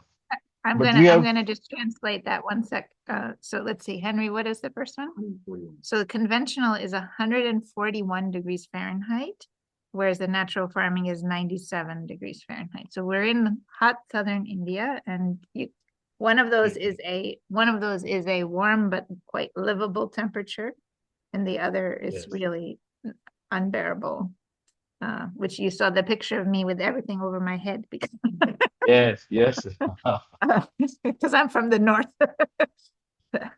But I'll say also here, because this is something that Walter and I have spent a lot of time on, that these numbers are the surface temperatures, but you will see similar things with the soil temperatures, which was in a previous slide. And of course, air mixes. So it's not quite so direct, like the air on one side of that picture is going to mix with the air on the other. But when you have a larger area that is green like that, the air temperature can be like 10 to 20 degrees Celsius cooler. And we have some very wonderful things from the UK recently about this. Which is, I'll get the numbers later when we have a minute, but the air temperature itself can be tremendously different. And this is, we know this like from urban design, the urban heat island effect, that when you have no trees and just pavement, it's much hotter. So this is creating oases for climate change. Yeah. So that's why I say my PhD farmers should bring this temperature lower to another 27. So then their farm becomes an air conditioned. Yeah. Wow. And what's going, and I'll say one other thing, that because you are retaining moisture underground, that's Yes, part of why it can be so much cooler. It's not just because the soil is being shaded, but because the plants have moisture in the that's soil right. sponge and they can transpire that water, which literally takes heat out of the air and transforms it. So that's why, Didi, we out of 30 sample sets, 19 were just field crops, no tree cover, and 11 were perennial crops, like the with tree cover. And this is the data from the experiment done across the state. So barren field was showing 54 degrees centigrade, chemical field 44 degrees centigrade, natural farming field 33 degrees centigrade. So then we have a very extensive over the period of time. We have set up a research academy. Dr. Varprasad heads that. We got a grant of 20 million euros from government of Germany to set up a global center of excellence for agroecology research. So we do research and we also take these learnings to farmers through the farmer scientists, which Sudhakar mentioned earlier. So we have close to 1,000 farmer scientists, which also includes mentors who are their own from the farmers themselves. So it's a 4-year course, 8 semesters, 3 weeks. They work in their own field. 1 week are classroom sessions. Some of them are farmer field school sessions. And the criteria for passing this examination is not, how many marks you get in the theory, but you should be earning at least 25,000 rupees per month, which is about 5 times the average earning in the village. So that is the test. And this is a research we are doing with variety of international institutions, University of Reading, Potsdam Institute, ICRISAT, Technical University Munich, University of Edinburgh, Tufts University, then International Rice Research Institute, and Stanford University just started. And these are the Indian research institutes of different commodities for different crops, and also soil, water conservation, abiotic stress management. And this is our own research.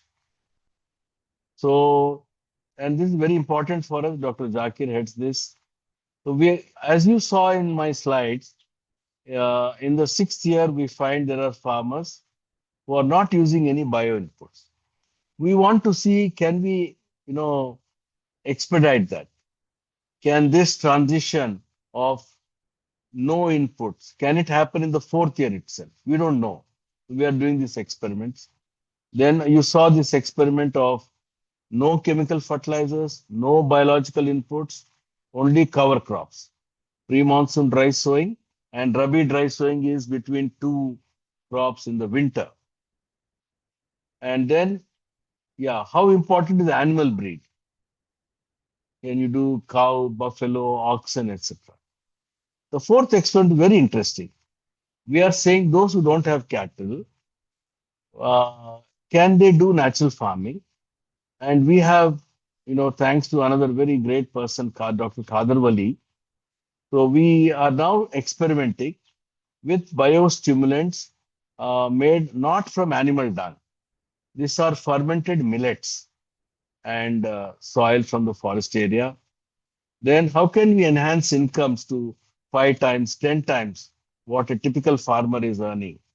So we call this a prosperity per acre. Then minimal water requirement.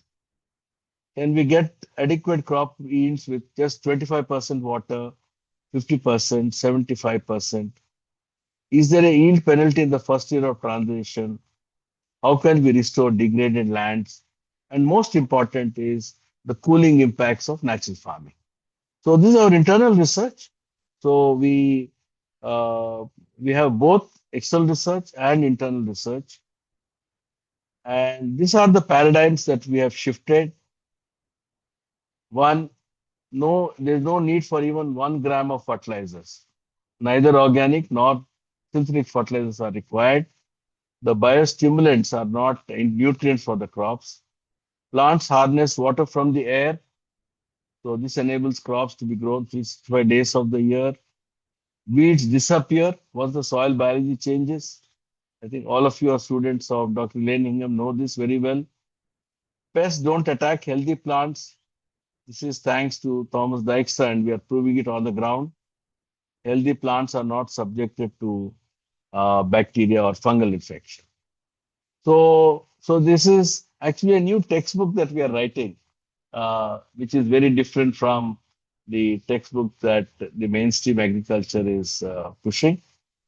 So I'm concluding now, Didi. Thank you very much for this time and opportunity. Thank you so much, Vijay. It's really, really inspiring.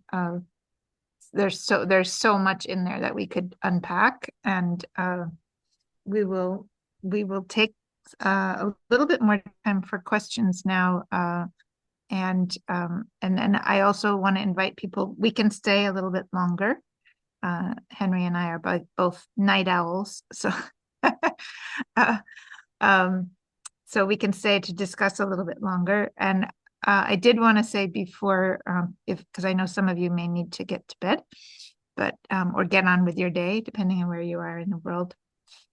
We are in the process of planning an intensive course on this whole topic, not just focused on APCNF, though that is really our kind of gold standard for this transitional process. And it would be both, it would include both theory and practice of the transition, and as well as farmer to farmer organizing principles and an opportunity to think with each other about that.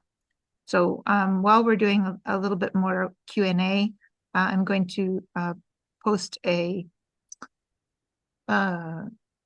Google form for people to express their interest. We don't have an actual sign up yet because we don't have the dates yet. We're waiting to line up a few more presenters, but I can say that Walter Jena has agreed to do some of the science teaching on that in terms of what's going on with this kind of transition. And I think that some of the team from APCNF may be available to help with that, and we will have a lot of farmer presenters who have actually made this kind of transition from a variety of countries and with a number of different methods. The Soil Food Web School has agreed to collaborate on this. So for those who are interested in various kinds of compost making, there would be some, it's not the whole huge program, but you would learn enough to get started with that.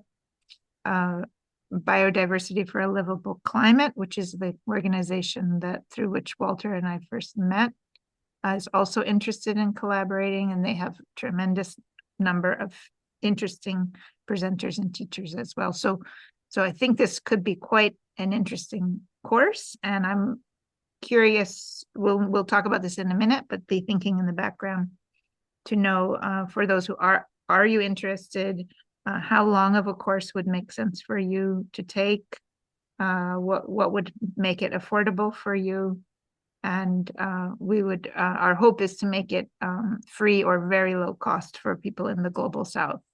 So yes, and I think Henry had something he wanted to say as well, or no, I just go ahead. Whenever we're taking questions, I have a question, but also do we know how long Vijay has? What time Vijay has to get on with his day? No problem. Today is Sunday, so I have a meeting only in the afternoon, so no issue. Great. So I'm wondering, as you laid out really well, there's many reasons for people to transition off of fertilizer. It's healthier, it's more net income, even in the first year. It's more yield in the medium and long term. So these are some of the logical reasons we can tell farmers to help them understand why the transition makes sense.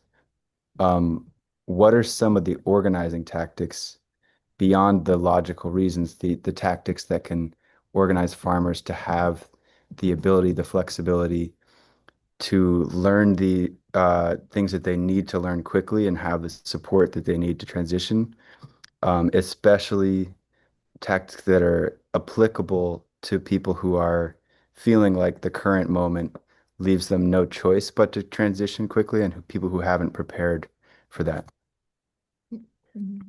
Oh, it's quite a difficult question, Henry, because the reasons are different. But I'll talk about the Indian context, because in USA you typically have large, huge land parcels, so your pathway will be different.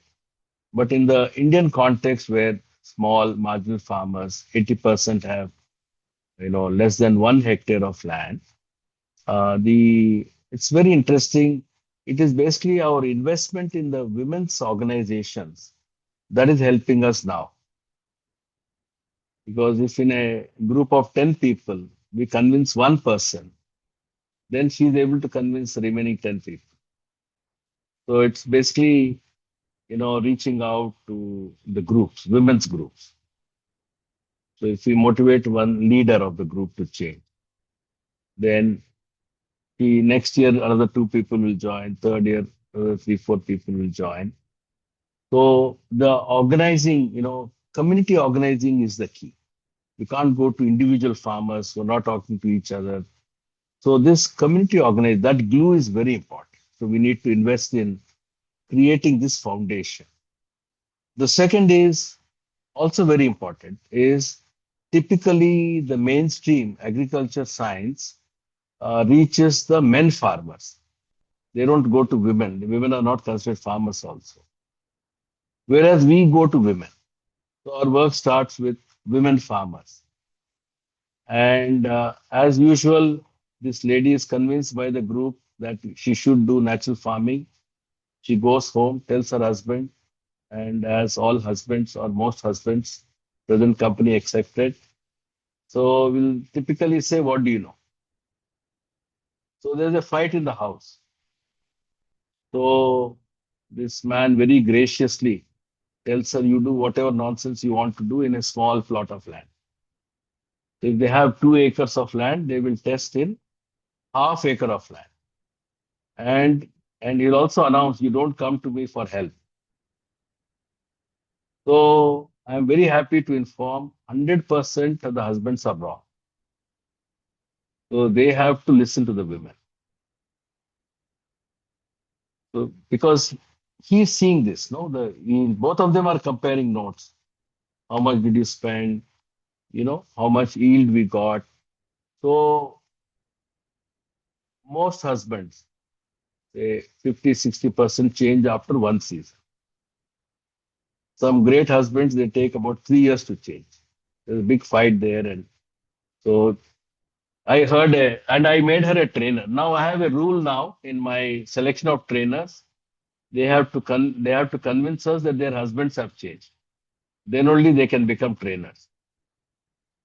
So if you can't change your husband, how will you change other farmers? So there's a lot of this within the household dynamics. And again, thanks to organizing the women, this has helped. There are young people who are fed up of the chemicals. So there are different motivating principles. But if one is successful, then the neighboring farmers also change. So there's no one reason. But see, and many of these problems we faced in the initial years. Now in the 10th year, slowly this is becoming the mainstream. Saying, yeah, we should all do this. Even the agriculture department is saying, the university, which told me there's no science in natural farming, now they want to collaborate with me. Saying, sir, you didn't give it up. I said, no, how can I give it up? Whether you're saying there's no science, now I'm saying my science is better than your science. So now they're working with me. So a lot of things need to move. But generally happens because there are farmers, every farmer fed up. They don't like these chemicals. But they have been told there's no alternative. So if there's somebody saying, look, I have done this, then generally they find people who listen to them, make a change. So there is a need for a catalyst. and that is our farmer extension agent. And community organizing. It could be young farmers coming together. We have worked with women. So I know 100% it works. So I don't have to go to any other organizing principle. And we already invested about 25 years in building this and nurturing the community institution. So the community institutions are important.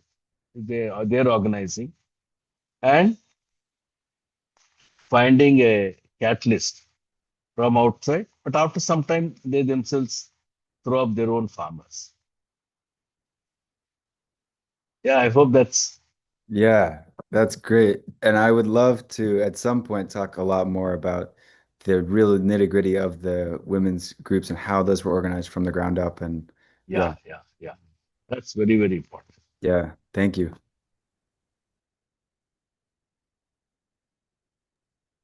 Okay. Great. Thank you.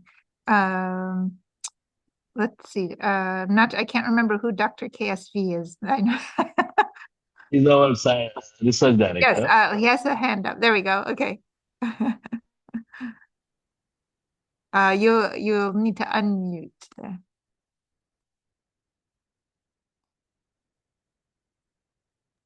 Yeah, You have to sorry. Am I unmute. audible now? Yeah, am I audible now? Yeah. Yes. Yeah, our leader has put 2 rules which may help Henry to understand better in transformation. One rule is any collaborator with RYSS has to first visit the fields, talk to farmers, then come to us for collaboration. So seeing is believing. So that's one principle which helps us in transformation instead of theoretical talking. The second rule is practitioner is the trainer, not a scientist like me. I cannot be a trainer to another farmer in spite of whatever knowledge you have, that doesn't matter. A practitioner has to be a trainer to the other practitioner. These 2 principles help a long way, which were set by our Vijay Kumar sir in RYSS. Thank you. Just that's what I wanted to share. Thank you.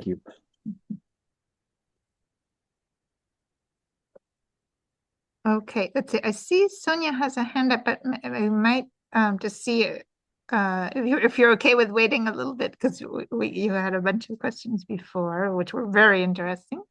Other folks, if you want to put your hand up if you have a question. I saw some in the chat, but there's a lot going on in the chat. So I guess there was one. Oh, there was a question about David Ray says, I understood that normal organic matter level on farmland in the area is 1 to 0.3%. Do you have organic level measurements for natural farming land? I think that got partly answered, but maybe say it again in case I missed it. Oh, you're muted. Sorry, I missed. Oh, sorry.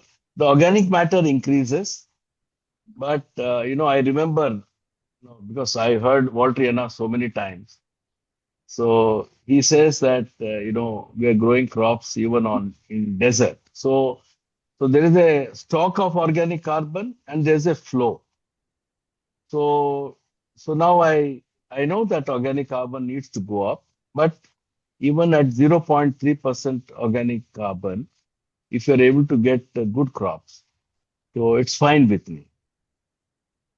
Yes. And that's what the whole, the root exudates, thanks to Elaine Ingham and Walter, that's what we learned. So we need not bother about the organic carbon levels. They will improve. They will improve over a period of time. But as a starting point, we should not worry about it. But yes, we are measuring the soil organic carbon. Yes, and and also to clarify, there's the organic matter and there's the soil organic carbon, which are 2 different numbers. And then there's also the soil sponge structure, which relates to those, but it's actually quite different. So you often hear, the amount of soil organic matter determines how much water your soil can hold, or the ratio of sand, silt, and clay, the soil the soil texture will determine that. But in fact, this structure underground, the spongy structure and the pore space that develops and the lower bulk density, which I saw you were measuring, Yes. that's where the plants actually have much more access to nutrients. And it's not just breakdown of organic matter. So, and their roots can explore, and the fungal hyphae are there and can extend those plant roots for miles and miles. And go find exactly what the plant needs. And there's much more availability of water. And so there's a whole other thing going on besides just organic matter underground. And that's the kind of thing that we can get into lots more detail in this course of why that's one of the key measures, is whether that sponginess is developing. One other thing I will say that's really fascinating. I remember that meeting when we were unpacking how is PMDS working, and Walter had this like 3-part idea, and one was really exciting to me, which is that the life underground, if you activate the life underground, it starts consuming other life, right? The soil food web wakes up and starts eating each other. And of course, you know, if I eat this, there's no water in this apple, but if I eat it, I'm going to excrete some water, right? I mean, there's water in the apple, but I can't get the water when it's in the apple. I have to eat the apple to get the water, and then the water becomes available to other life, right? And same thing with the nutrients. So when the biology is just dormant, there's no water available because the water's in the cells of the biology. But when the biology wakes up and starts consuming each other, all of that water starts being available in the soil. And that's part of why we think that the PMDS, even when there has not been rainfall, there can be water available. One of several reasons. Okay, let's see. There was something, the biostimulants put on the paddock neat or diluted? That's from Brandon. Okay, so there's a dilution of the liquid inoculum. So in the initial stages, it may be just 5%, 10%, but as the plants grow, for every 15 days, the concentration increases. Maximum is 25%. You don't need beyond 25%, even for the tree crops. Okay. And then Pavan Munta, and then we'll go to Sonia. Thank you for being patient. Pavan, did you unmute? Hi, Didi. Hi. Hello, sir. This is Pavan. Yes, Pavan. Please go ahead. Yeah. So one of the interesting observations that I have been watching last 10 years associating with you and the farming communities over here is the shift. Like, though at the outset, our work appears to be farmer centric, but it has really moved beyond that. And we are looking at the various, biotic and abiotic entities interacting with each other in farming process, and the role of each of these agencies are really contributing to the yields and the environment in a larger context. In that sense, I think this initiative is not just farmer centric; it is more of an ecological centric process that we have initiated. And I think if you look at the worldwide scenario, a lot of discussion is happening around the interaction of various species coming together to make the farming possible. Like, the way the forests have evolved over a period of time, I think the farming strategies also are evolving, in a more dynamic way. And it is, as we always say, Vijay Kumar sir, like it's working with the nature and discovering oneself as part of the nature is something that I learned from this project. Thank you very much. Yes. Thank you. That's such an important part of this for so many of us. Gabe Brown says, I used to wake up in the morning thinking, what am I going to kill today? And now I wake up thinking, how much life am I going to see on my farm? So, Yeah. okay. There was a question in the chat about what's the difference between the biostimulant and the compost tea extract. I could take a stab at that if you like, but you can probably do better. Or No, maybe no, one no. of your Please team. go ahead because no, we're not using compost teas. This is also a kind of everything is a biostimulant. That's all I wanted to say. Okay, yeah. So I would say that so compost tea starts with compost, which is usually an aerobic process. Many of the natural inputs that are being used in APCNF start with something that is more anaerobic, or somewhere in the middle, and so the aerobic compost, like Elaine Ingham teaches in Soil Food Web School, there's a very particular process. They often use a microscope to check things, which is one reason that technically not so easy for 1.8 million farmers. But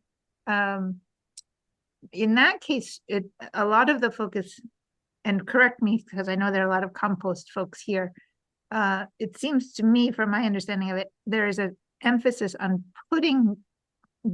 growing biology and then putting it into the field. Whereas with the biostimulants, it's more, as Walter has explained it to me, it's more about the hormones and the enzymes and these things that wake up the biology that is already there, rather than adding biology. So it's still adding biology, but it's not adding organisms necessarily. I think, Didi, what I discovered was that biostimulants play a very critical role in the initial years because, as Walter said, they are like bio switches. They are triggering the microbes. But what I learned, and I didn't know this, and my farmers taught me that when the land has become fertile through natural farming, so from 5th year they don't need anything. Right.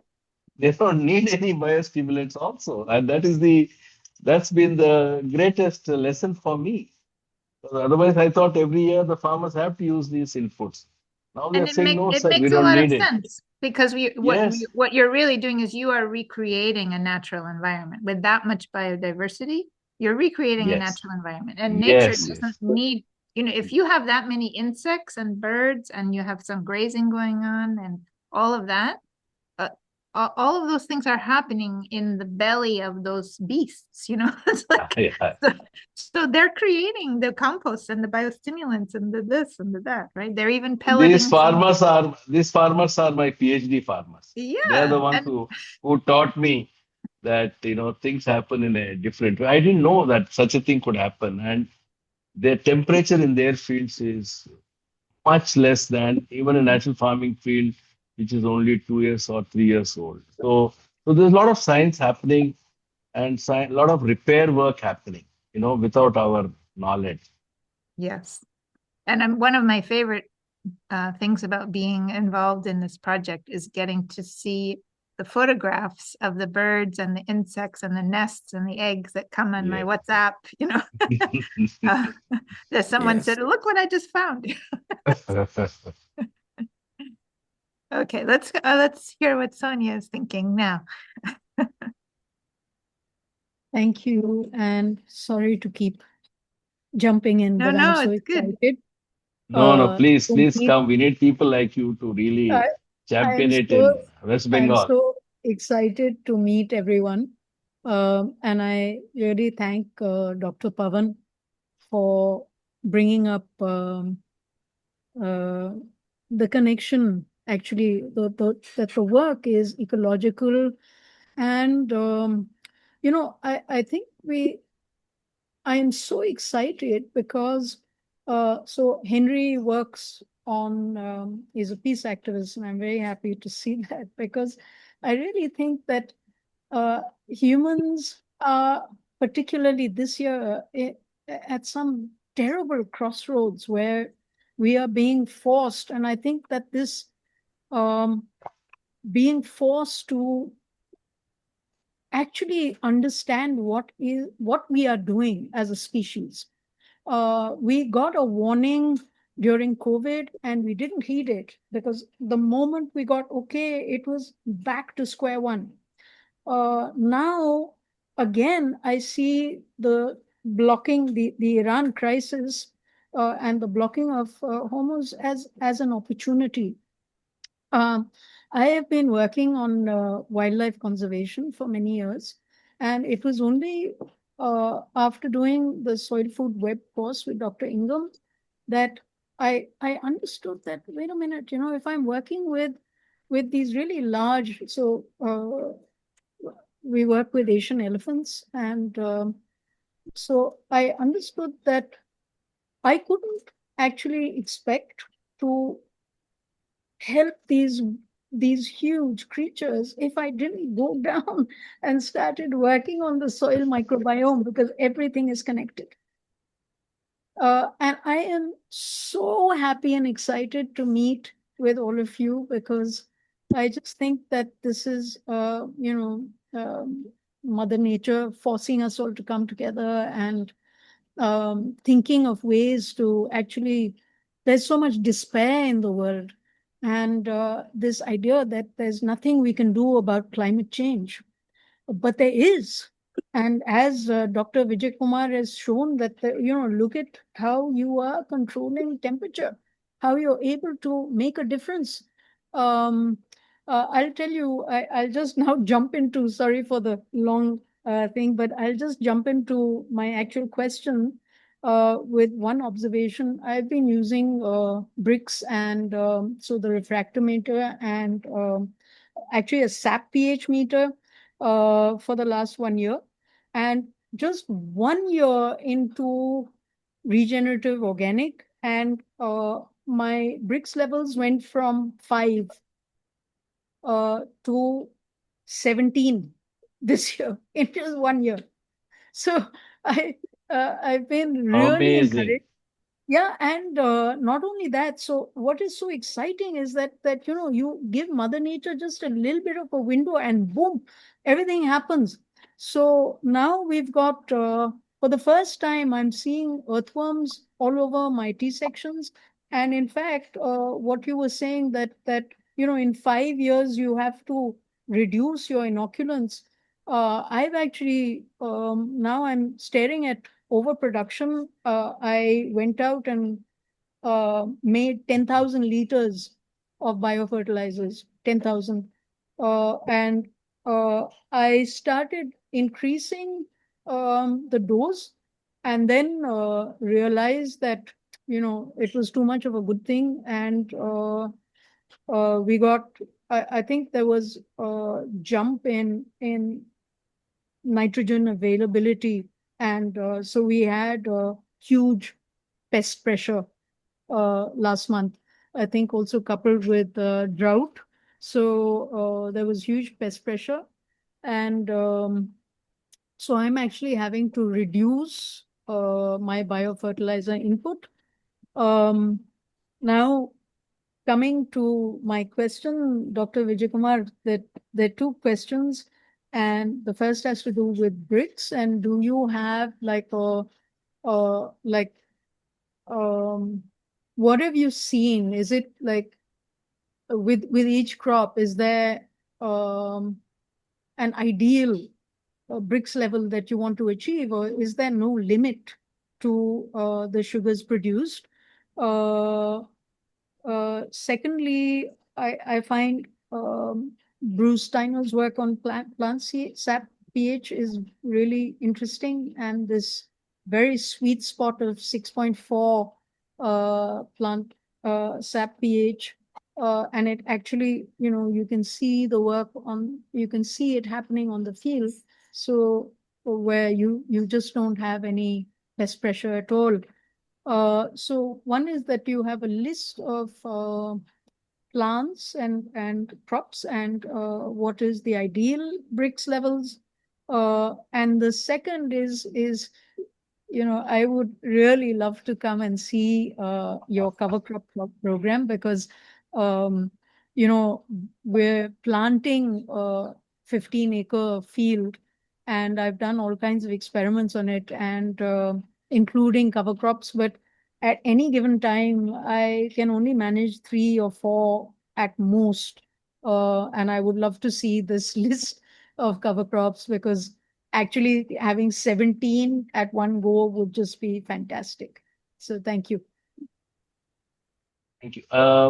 First, you can actually see the cover crops being planted in Alipurdwar itself. So in every state has come with its own model. You can see that. And you please come to Andhra Pradesh to see farmers who have been doing it for 4 years, 5 years. And we have one more innovation because this year is going to be a drought year, thanks to El Nino.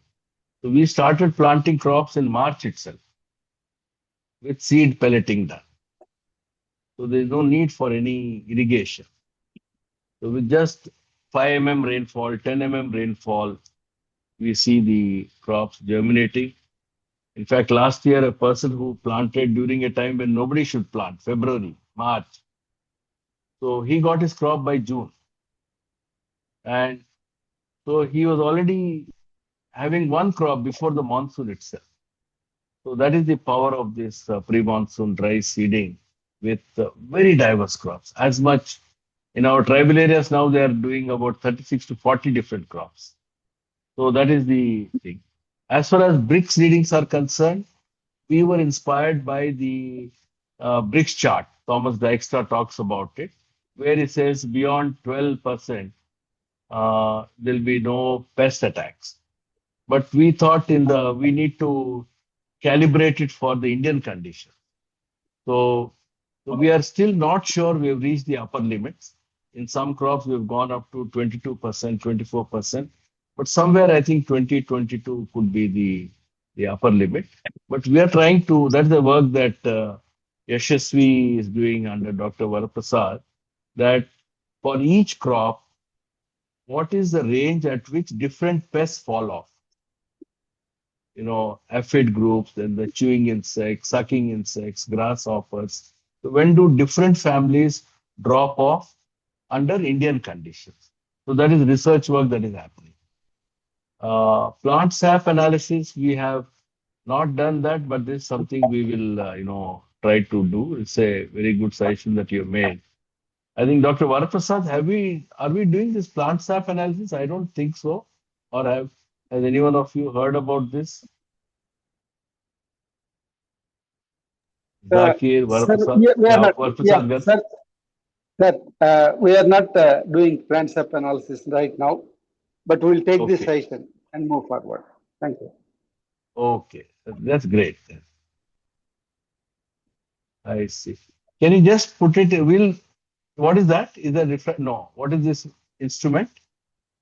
It's a Horiba compact Lacquer Twin. So I'll just put it down in the group. It's Right. a really nifty little where you have to press the leaf and then Right. Just get a few drops of plant sap, and essentially it's very cool because you can actually understand what is happening.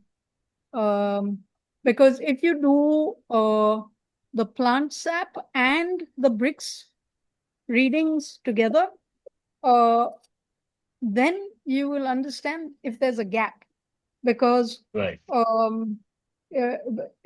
Below a certain level means probably potassium deficiency, and then you take the different leaves. So and then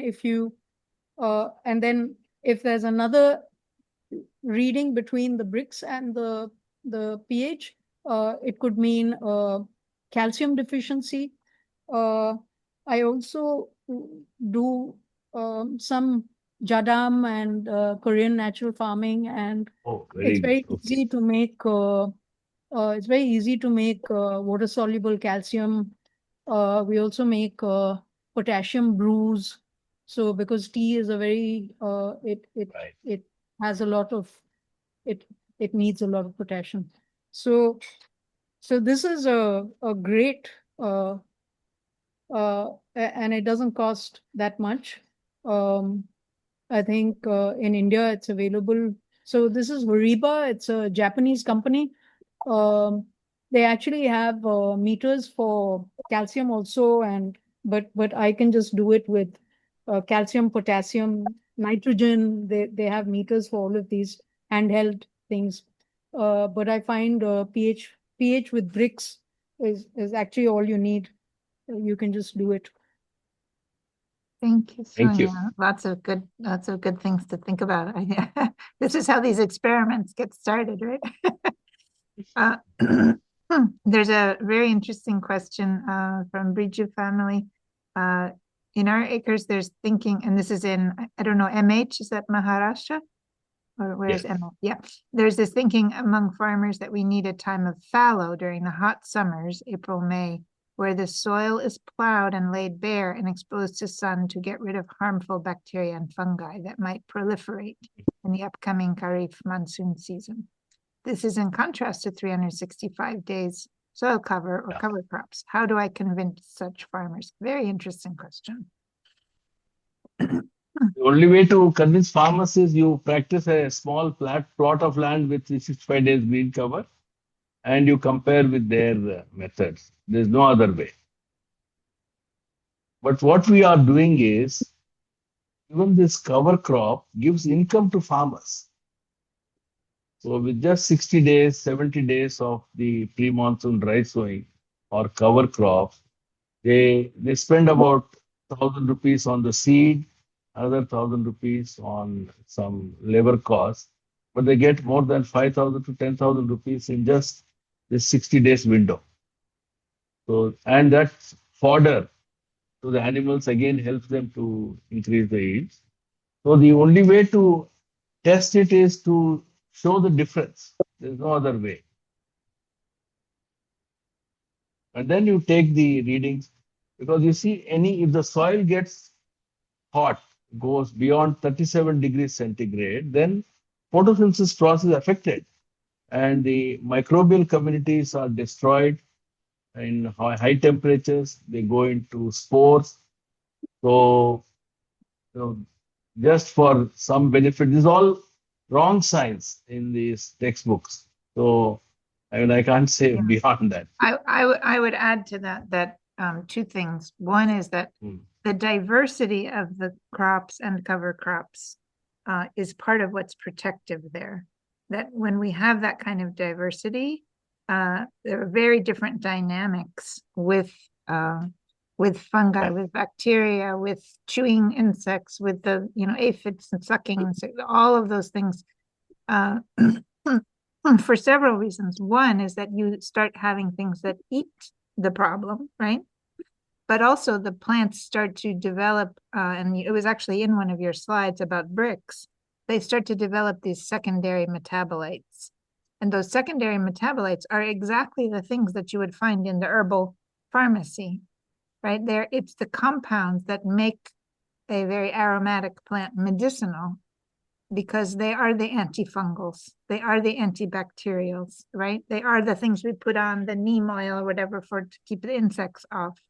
It's the plants produce those things in small amounts when they have good conditions. So that's part of why you'd see a change in these kinds of diseases, is that they're actually, the plant chemistry changes dramatically, and the soil chemistry changes, and the soil biology changes to have more predators for various things.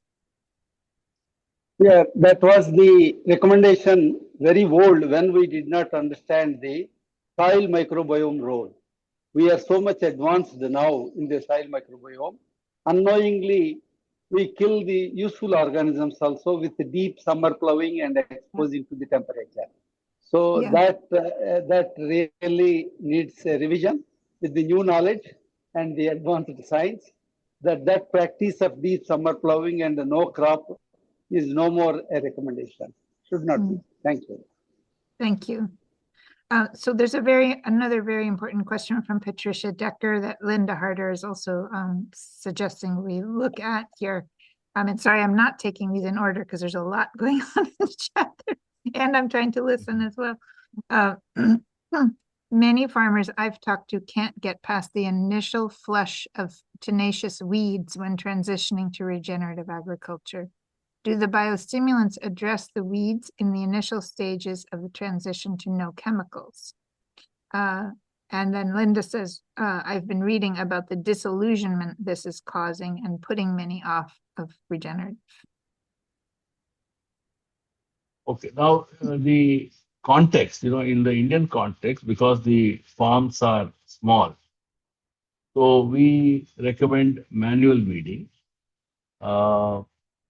But the pre-monsoon dry sowing, this 45 to 60 days cover crop, in the summer, farmers have reported less weed emerging. So that is one way. The other thing is that if you have diverse crops, then there's no space for the weeds. And we have done very interesting studies to show year after year of natural farming, which kinds of weeds are disappearing, which are the stubborn weeds. And by 4th year, 5th year, we find once the bacterial fungal ratio changes, even those weeds have disappeared. The problem is in transition. In transition, you have to do mechanical weeding and also have diverse crops. So we have a motto which says yields and not weeds. So you don't give space to the weeds. You have diverse crops so that you get income from the green leafy vegetables. Suppose they cover the ground, so the weeds can't come. So there are multiple strategies. Now our farmers are not worried about the weeds as much as they used to be worried earlier. And again, to the family from Vidarbha, we have a seed pelleting. So even in the hot summer, we can sow the seeds, even if there are no rains, even if the soil is not moist. And with just some 5 mm rainfall, because there will be some rain every month, except maybe in India in January, February in some states, but there is rain every month, but not enough in the conventional sense. You need about 25, 30 mm rainfall, but in the natural farming, just 5 mm rainfall is enough for germination. And the crop doesn't die. If there's no rainfall for another 15, 20 days, we find that the crop doesn't die, it shrinks or it doesn't grow. Another flush of rain, again it catches up. So the seed pelleting is our innovation for this. Thank you. We'll go a few more minutes and then I think we should close up, but I see something about applying this in an urban garden context. And I'm also just looking back here. Challenges that you encountered at a social level when introducing the agricultural practices and working with the women's empowerment groups, and how did you resolve them? I think we spoke some on that, but if there's more to say there. Do we need native seed to get these results? Hybrid seed needs more nutrition for fast growth. Then there's a question about whether there's RYSS extension in the Karnataka area for Yes, we have. horticulture. And maybe someone in the team could put in a contact there. And anyway, maybe we'll stop. Yeah, we already put the contact number okay, of great. Mr. Krishna Rao. Great. Mr. Krishna Rao is heading this national or vertical for national replication. So we are doing work in Karnataka, Only 5, 6 states where we are not present. Otherwise, every state in India, we have a presence. So this year we should, another 3 states we should be adding to this list. So now we can tell anybody that you don't have to come all the way to Andhra Pradesh. You can see it in your own state. And is there one other question that I'm seeing here? Is there a central place where people can find resources related to natural farming network, or places that they can reach out to find champion farmers in other places and materials for reading, etc.? Right. So we can, there is something on our website not fully populated, but those who are interested, we have a directory of our master farmers in every state. So I think Dharmender will ensure that this list of our master farmers in other states is also put up on our website. May not be there, but now I'll see that it's put up there. I'll actually show you, Vijay, remind me, the North Dakota Grazing Lands Coalition has a mentor network, and it just has a contact of each mentor on a map that somebody can just call. You don't have to fill any application, just their email, phone, a little bit about their farm. It's very beautiful interface. So it's a growing network now in Meghalaya, for instance, we have created master farmers of Meghalaya itself. So in future, it takes us 3 years to develop master farmers.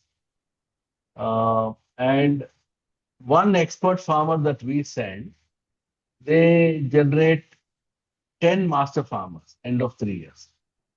Because it doesn't come from classroom training. It comes from practicing, making mistakes, learning from them, learning from each other. So it's a very new way of learning. It's not possible to learn through books or videos. Videos can, tell you that there is something good happening, but you can't practice it without a mentor. And that's what we learned. We actually had a group from Indonesia who came, spent a week with us, took all the literature, and then they started practicing. And apparently it failed. And they didn't tell us. So after 1 year, they got back to us saying, then I said, how did you do it? And they made so many mistakes in preparation of these inputs. So that after that, we tell them that, look, we don't take any, we can't give you any guarantee that just by watching our videos, you can do it. So there is a way in which this learning happens. So you can't short circuit that learning. And that we find is a farmer to farmer extension. And generally in every village, we send a master farmer. In about 2-3 years, they're able to get about 50 to 100 farmers to change. And out of them, they create about 10 expert farmers. So because we are spreading in the Northeast, so now what we are doing is 1 farmer from our side and 2 farmers from Meghalaya, which is one of the northeastern states. So this is a new team going to a new state in that region. So it spreads quickly, but takes time. Can't be done overnight. So artificial intelligence, internet, all this is, not going to help in this. You have to dirty your hands. You have to do the work yourself too. And that's why I admire all the people present here. They appreciate that this is not an easy process. Was there any question? Do we have any extension person here in North America? I think we almost got Dharmender, but I think he stayed with you. Yeah, that's right. So many of my master farmers have relatives in North America. I don't know if some of them will. There's one lady actually who went to North America last year because her sister lives there. And she did natural farming there in her house. Okay. Well, we'll have to have a gathering. We'll have to have a gathering in Canada because I don't want any of you to come to the United States border right now. So I'll meet you. I'm only 2 hours away. So we'll have a special retreat. And seriously, it would be great if we could do a training in North America for the folks, because there are quite a few people here. And I know plenty of farmers in Canada who would be very happy to host you. something very interesting happened. Two of our farmer scientists and Sudhakar and Swati, they had a month-long tour in Europe. They interacted with the European farmers, and it was a very successful tour. So these farmer scientists were able to explain what they do and heard from those farmers. Great. So there was a very interesting exchange that happened. Great. And I realize I don't think Dharminder got to introduce himself as part of the team earlier. Do you want to just jump on, Dharminder, if you're there? Yeah, Didi. Yes, so glad to have you here. What did you ask of me? Oh, I was just asking if you wanted to introduce yourself because you didn't get to Yeah, introduce at the okay. beginning. Yeah, yeah. I was contacting my colleagues to join in, so I was a little scrambling. Yeah. So, I'm a soil science graduate by training. Since the beginning of my career, I was like understanding the farmers' crisis and wanted to try some alternatives. So that's how my journey Sir, began. I can you was turn on your video? just in, Oh, yeah, there's a request to see you. yes, yeah. Thank you. So we were trying alternatives to conventional agriculture practices, biopesticides, organic farming, all of that, and so we were trying to advocate our results, all of that. So that's how our paths merged, and now uh, now I am part of Vijay sir's team. When you came last in 2019, I think we were also working on farmer fields concept, how to uh, keep how to make farmers the managers of the new knowledge that is very relevant to them, and how participatory methods, how local experiments, field level experiments, comparisons would really help enrich local innovations. So I am in this project in various roles, like as part of science team, as a trainer, capacity building of our all extension people, and now beyond AP also in our efforts to ground natural farming in other states. Uh, in those efforts, and right now I'm part of another entity of ROSS, which is Indo-German Global Academy for Agroecology. So there we are trying to articulate like how, as a institute for agroecology, what needs to be done to uh, further the reach and efficiency of natural farming. So in these works, I am engaged. I am very happy to work under Vijay Kumar sir, such a great visionary and still grounded. He spends a lot of time with farmers, and he curates all the knowledge. And my this new knowledge in the past, in my association with the EVC sir, it was like a new paradigm that got introduced to me, how microbes really take the load of restoring natural cycles, water cycles, all of that. So yeah, I'm very thrilled to know how the science behind natural, how it is affecting our communities. So this is my brief background. Thank you so Thank you. much. It's great to see you. Didi, I have a question Yes. to Belia and Johnny. They put a comment. I'm very excited by that. Can they explain?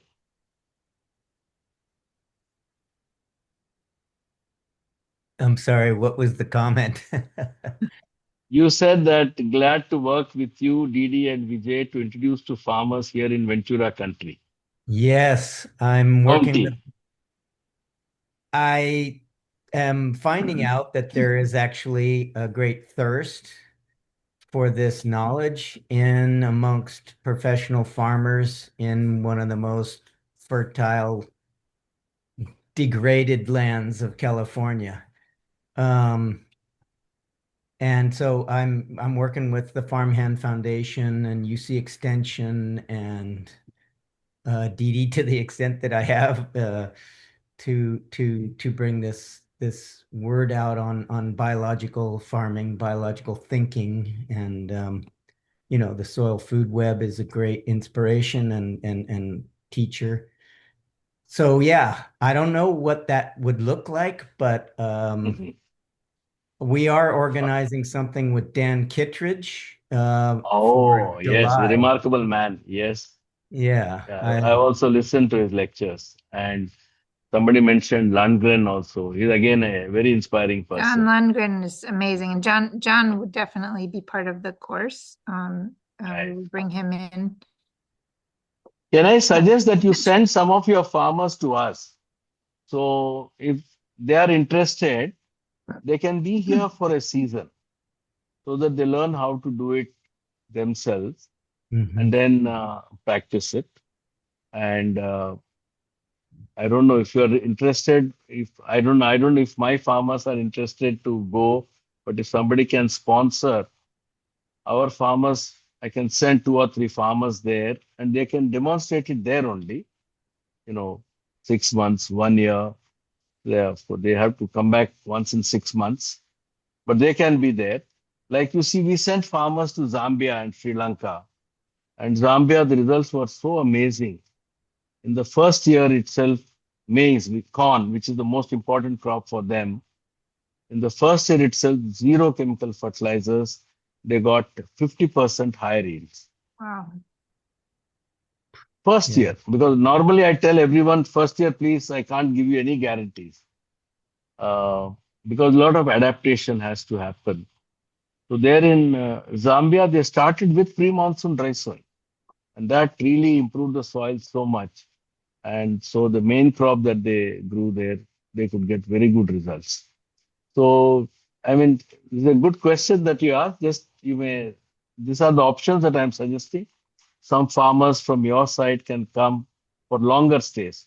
Actually, we had a young person from Netherlands who came and spent about 6 months in one of the villages. So if you have anybody who would like to come here, work, learn, and go back and practice, or we can send 2 or 3 people there to initiate, do the seeding work there, and then develop make other practitioners you multiply the practitioners. I think I'm both. sure. I think both of those would be wonderful. To be able to have some people go to India, because I think there's context there that you wouldn't get. But also it's fantastic for those folks from India to go and see what they're trying to do in Ventura County, right? I mean, because in both cases, the context really is important. Yeah. So yeah, let's work on that. Let's work on that. Yeah. Beautiful. I mean, with 1.8 million, you must have a few you can spare, right? Yeah, sure. No, I already have. I have not searched for the people willing to going to USA. But there will be, because there are people. I told you last year, one lady went because her sister lives there. So we didn't do a search in fact, she is my farmer scientist. So she said, "Sir, I need 6 months leave." I said, "Why do you need 6 months leave?" She says, "No, my sister is there and she's had a baby and they're working. So I need to go and take care of the thing." And she said, I'll also do my experiments there in USA. I'll also do natural farming in USA. So I said, "Please go ahead and do it." And while she was there, she could give good vegetables to her sister's family. Beautiful. I'm still laughing because yesterday I told Vijay that we had more than 200 people signed up. He said, "Is it a lot?" And I said, "Well, not for you." Yeah, right. No, but we deal with millions, Didi, I would love to carry this conversation on. So great. Are you going to be at the Global Earth Repair Convergence? No, I might just have to. No, I think you have to. Angela and I are going to be there. Let's feel and actually we're working on a spot for Vijay and I to do this there, but we have to find out whether we're just busy during that time. You're maybe traveling. John Liu just was here and he's trying to get me to go, and there's a forum, and so yeah, let's. Good. I'll be there. So, yeah. Let's see. Anything else? I was kind of curious. We have a few people here from Australia. Doris, I see you're still on. I don't know if Rin is still here. Oh, Rin is still here too. Just if there was anything from that part of the world, question or comment before we close up. And then we also have somebody here from Romania, it looks like. Anything, Doris? I see you're right in front of us, so you're but no need to, it's okay. Okay. You're good. Sonia, can you share the instrument details, please? We are interested. Oh, yes, in the chat, there was a The question. manufacturing, Yeah, if you want to yes. just put it in the chat. Great. Okay, we'll give a minute for that, but I'm very excited to carry this forward. Like I said, this is kind of a kickoff event, and I can see there's just tremendous interest. And as always, we have a lot of enthusiasm from the ROASS and APCNF teams. And it's really great to see some of you again that I haven't seen for a long time.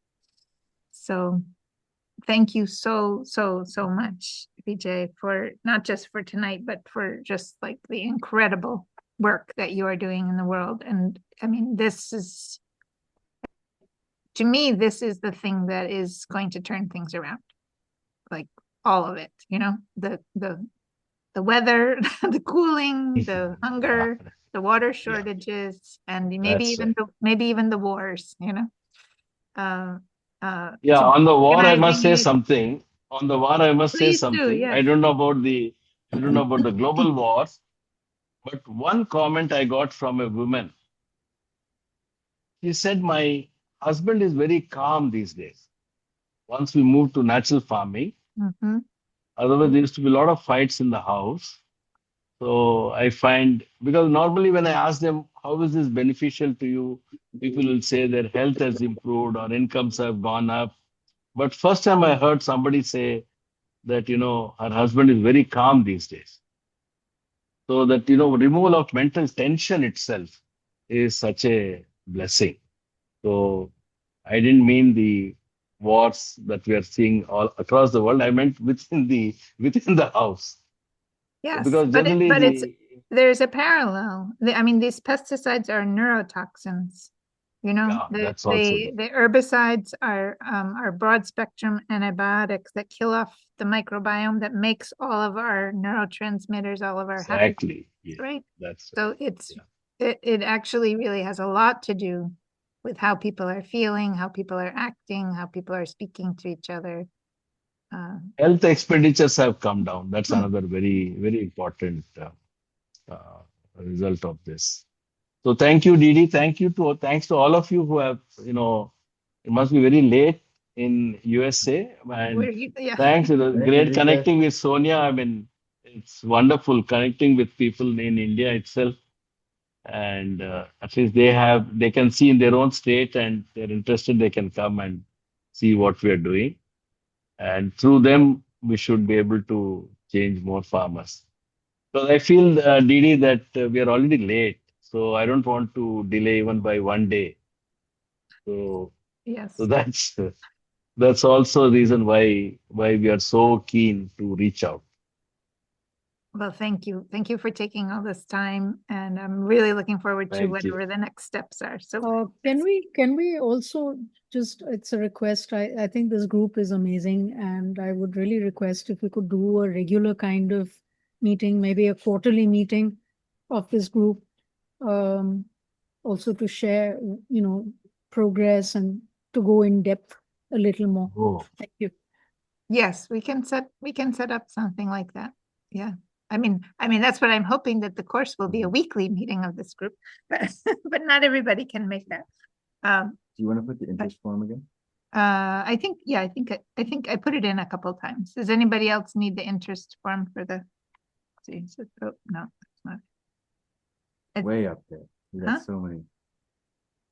Well, a bunch of people filled it out, I think. So yeah, I think we're good. I got it. Okay. Okay. Thank you so much. And Thank you. have a wonderful day, everyone. And sleep well to those who are closer to me. Thank you, Didi. Thank you, Thank Henry. you. Take Bye. care. Thank you, Vijay. Thank you all. Thank Bye-bye. you. Thank you. Bye, Angela. Thank you. Thank you. Peace. Bye, Didi. Bye-bye. Thank you. Bye. Yeah, thanks.